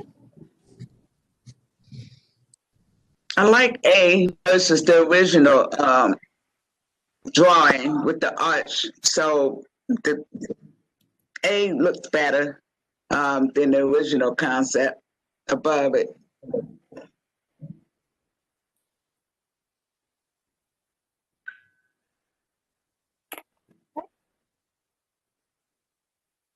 Well, I think we're now starting to, I think there's a split between A and B, but I think exploring them both with the alternate materials would be a great, my recommendation, and see which one you as a design team would like to bring forward. Looks like we have Steve again, the applicant. I think it was Steve, correct? Hi, yes, so just to clarify, I heard a comment that the panels were metal. We're not proposing metal panels. That is a cement board type panel. So I don't think it would have the same look as a metal panel would have. Okay. I heard high gloss, so I assumed it was metal. I think I made that comment. But I still feel that the alternate solutions, are you proposing that to be in the panel, or are you proposing that to be in a high gloss panel or a sandstone-like panel? But if we look at option A, the surrounds around the arched windows, those panels could be a cement board panel, as well as the panels around the main entrance glazing. That's how we're proposing it now. We could look at different colors, but the cement board panel is what we've proposed. In all solutions, even option A and option B? Yes, I believe so. Yeah, but they are different finishes. And option A was the sandstone finish versus the high gloss, which was the original. I think a sandstone finish would be my personal preference versus a high gloss, because I think it will blend well better with the surrounding buildings. So with that, I think the majority of the commission has commented that we're in support of the building. We just like the approach that you're showing in option A and B better, with a more traditional materials and proportions of the building. We would love to see it exploring some alternate materials for the wood Nichiha in a brick and stone versus the wood finishes. Do you feel you've received enough feedback from the commission today to continue to develop this, bring it back in its final form? Yep. Okay. I would like to confirm that we're looking at the Lorraine Street elevation, but it also turns the corner and goes back towards the parking lot. Do we have any other comments about that approach, so that we, if we work on this and we come back, that doesn't become an issue later? So carry that design through around the corner to the side. Is that going to satisfy everyone? That would be my personal recommendation, so that it feels like a contiguous building with materials applied to both elevations, if not all three. Since your fourth one is marrying to the existing building. That would be my personal recommendation. I don't know if there's other commission members that would like to give feedback. Mr. Pettit has his hand raised. Go ahead. I would just say that it's very important that the two main visible elevations be consistent and of higher quality. And I think we can be more flexible with the third, less visible side of the building. This is Bob Strickland. I agree with that comment. Exactly. Yeah, I also agree with that concept, just for the record. Giancarlo. Any other questions from the applicant, or do you feel you've received enough feedback to continue developing this into its final form? I think we're good. I appreciate your comments and feedback. Well, thank you, and we look forward to seeing you back again with your final presentation. All right, thank you. Thank you. We'll move on to our design review committee appointment. We have one on our agenda today for the Ohio City Historic District. I am going to say this name, so Don, can you help me with the name, please? Malaz. It's Malaz. Malaz, thank you. Go ahead. And I believe it's Elga Miyabi. And she'll have to correct me. She's in attendance with us today. I think I'm glad that she made it to the meeting. She's been proposed for the design review committee in Ohio City. She's an award-winning Sudanese designer living in Cleveland. She has a degree in architecture and a master's in design studies. She identifies herself as a community-centered, interdisciplinary designer. I think she's a great addition. We met her last year when she worked on the public art project at the CMHA community building. She's here today. I invite her to tell us a little bit about herself, and the commission's free to ask her questions. Welcome, Malaz. Please tell us about yourself. Hi everyone. My name is Malaz El-Jinabi, and Sudanese.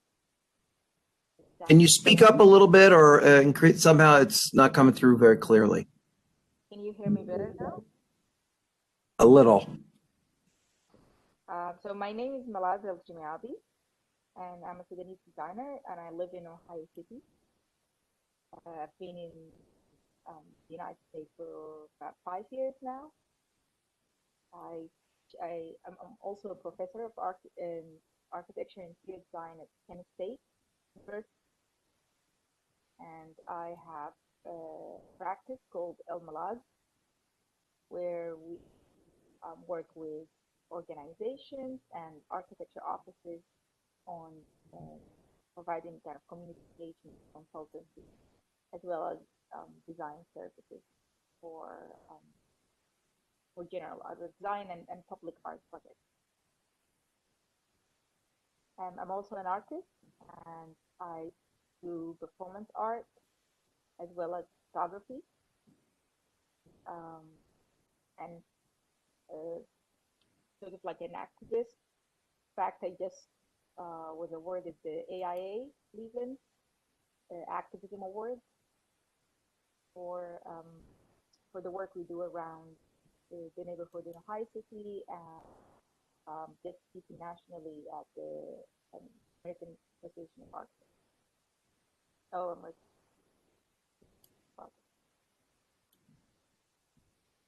And I think I do work also on sort of like a graphic and branding, and like helping nonprofit organizations, as well as sort of a local community project. So last month, we started the Sudanese School, the first Sudanese Culture Center in Cleveland, with a grant from Neighborhood Connection by digital literacy and language cultural studies for Sudanese community Cleveland, which are.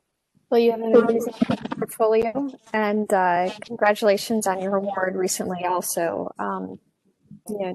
It's beautiful work that you have here.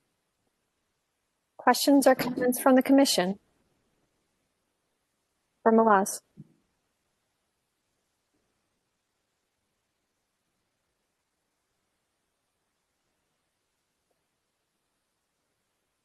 No questions or comments? No hands raised. If not, would someone like to make a recommendation? Oh, looks like I might have lost my connection there. Any questions or comments?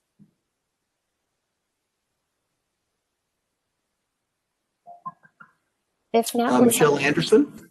Go ahead, Ms. Anderson.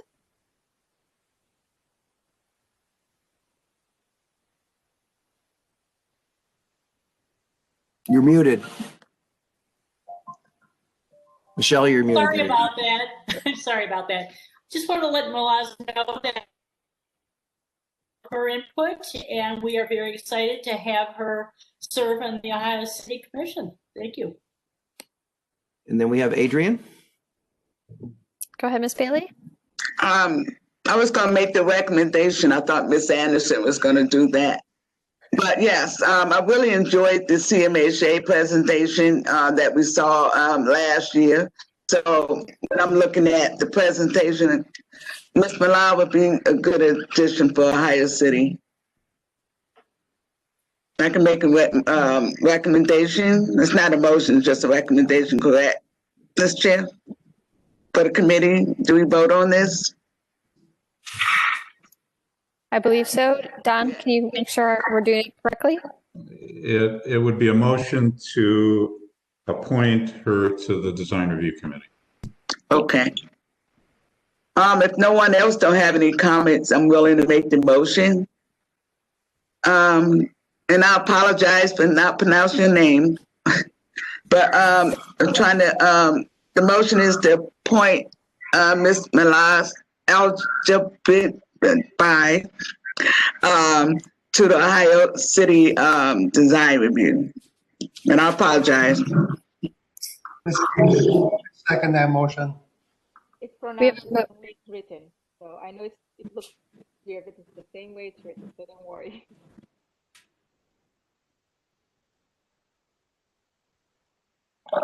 Does someone second the motion?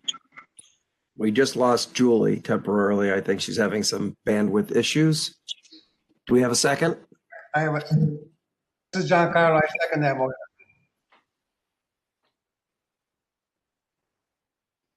Call the roll, Don, I guess. Ms. Anderson, Yes. Ms. Bailey, Yes. Mr. Colicchio, I believe that was a yes, but he was muted. I'm getting good at reading lips. Thank you. That's good. That's good enough. Mr. Santora, Yes. Mr. Dreyer, Yes. Mr. Strickland, Yes. Mr. Tarasik, Yes. Ms. Trott. Yeah, I think she's having technical issues. The motion to appoint Malaz to the Ohio City Design Review Committee is approved unanimously. Thank you. Welcome. Thank you.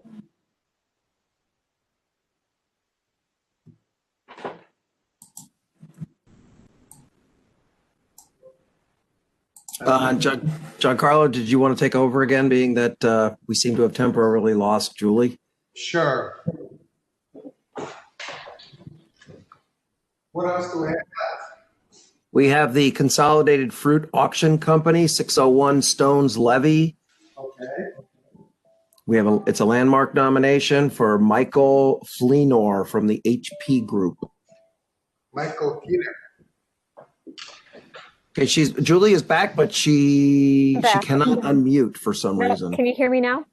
Oh, yep, we can hear you. There you go. Okay. I don't know what's going on with my connection today. So, so yes, the landmark nomination. Mr. Fleenor, would you like to tell us about your project? Yes, and I have a PowerPoint. Okay, thanks. I'm here to present the Consolidated Fruit Auction Company building, which is located adjacent to downtown Cleveland in the Cuyahoga River Valley on Stones Levee.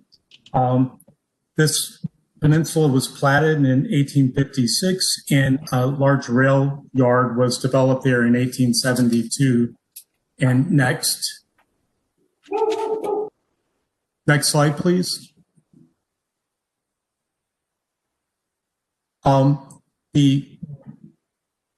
The Consolidated Production Company was a well-established Cleveland fruit industry firm located in the wholesale food and public market district, which we know as the Arena Baseball Stadium district today.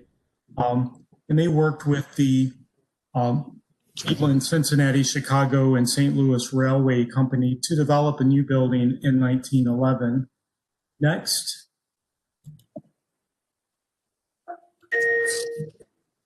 And I'm trying not to go too quickly, but I know you've had a really long agenda, so I want to keep things moving. The railroad hired the Cleveland Specialty Commercial and Industrial General Contractor, the Henry G. Slatmeyer and Son Construction Company, to build their building, which is designed in the early 20th century commercial style.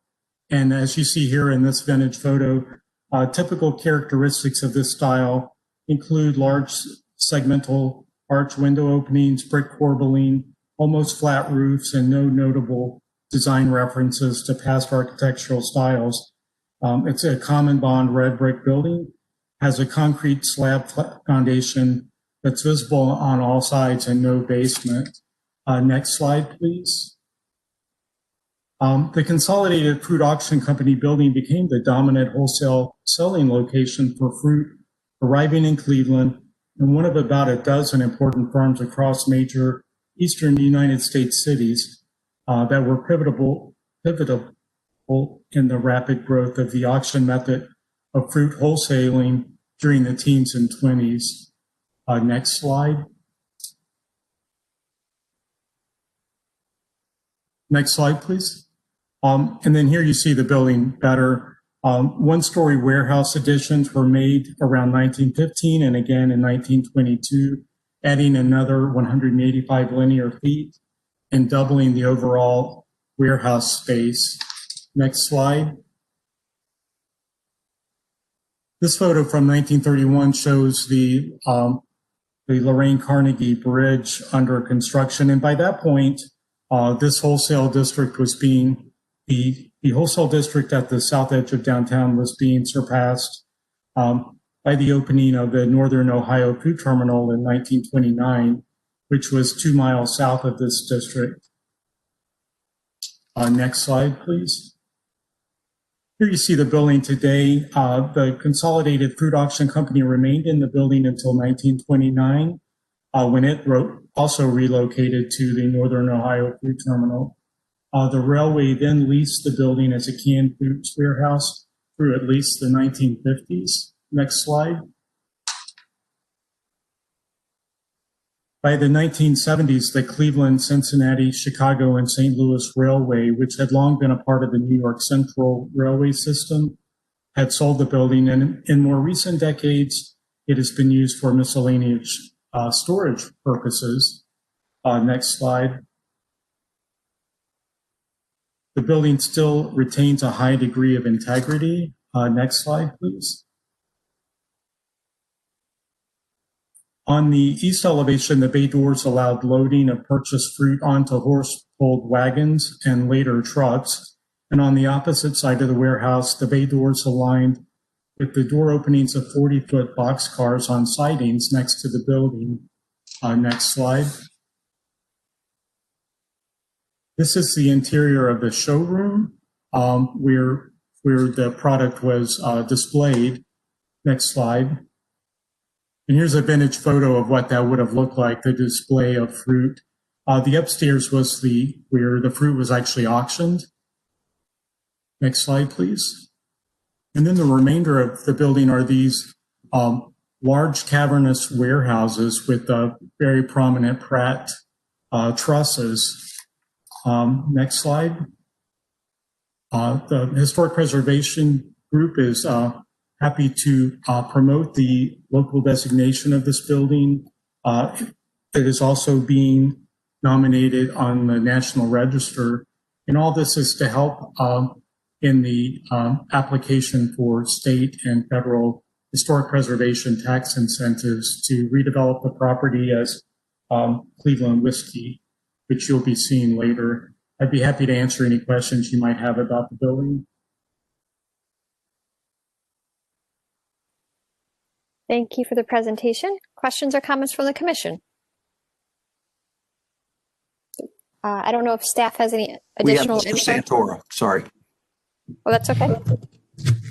I see Don has his hand up also. I just wanted to note, I received a letter from Mr. Jim Havlin from Flats Forward.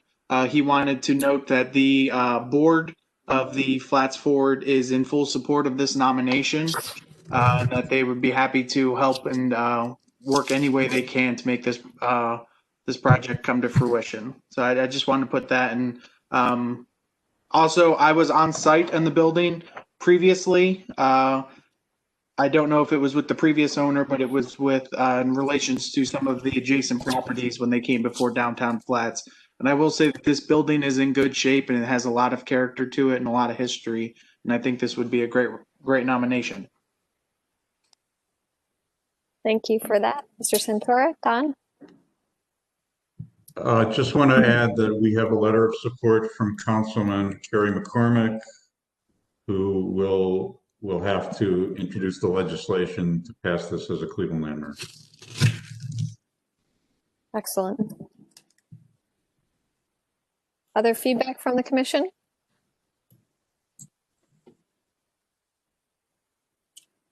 I think this is a great nomination based on the history of the building and the condition of the building. It seems like it could have a great amount of reuse potential. We have Mr. Strickland. Go ahead, Mr. Strickland. Thank you, Madam Chair. So I just want to clarify, I'm assuming this, the owner of this building is in support of this nomination? Yes, we are working for the lessee of the building, but the owner is supportive of the designation. All right, so this is a target for redevelopment presently?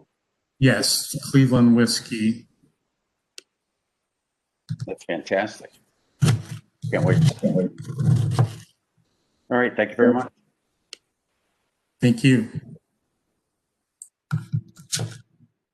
Other feedback from the commission, or would someone like to make a recommendation for nomination? We have Michelle Anderson. I move that we move forward with the nomination of this building.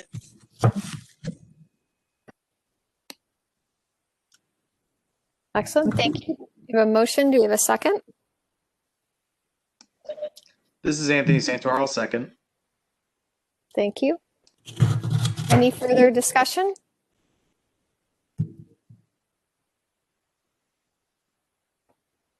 Don, please take roll and announce the results. Ms. Anderson. Yes. Ms. Bailey. Yes. Mr. Colicchia. Yes. Mr. Santora. Yes. Mr. Dreyer. Yes. Mr. Strickland. Yes. Mr. Tarasik. Yes. Ms. Trott. Yes. The nomination passes unanimously. Thank you very much. Excellent. Thank you. This looks like a great building. Look forward to its redevelopment. That concludes our landmark nominations. Do we have any administrative reports today? I do not have a report. I want to thank everyone for getting us through this very long agenda. Our next meeting isn't until December 10th. We're still working out whether or not we need a second meeting in December, but I will get back to all of you about your availability and whether or not we need a meeting. But right that now, would be Christmas Eve, correct? That's correct.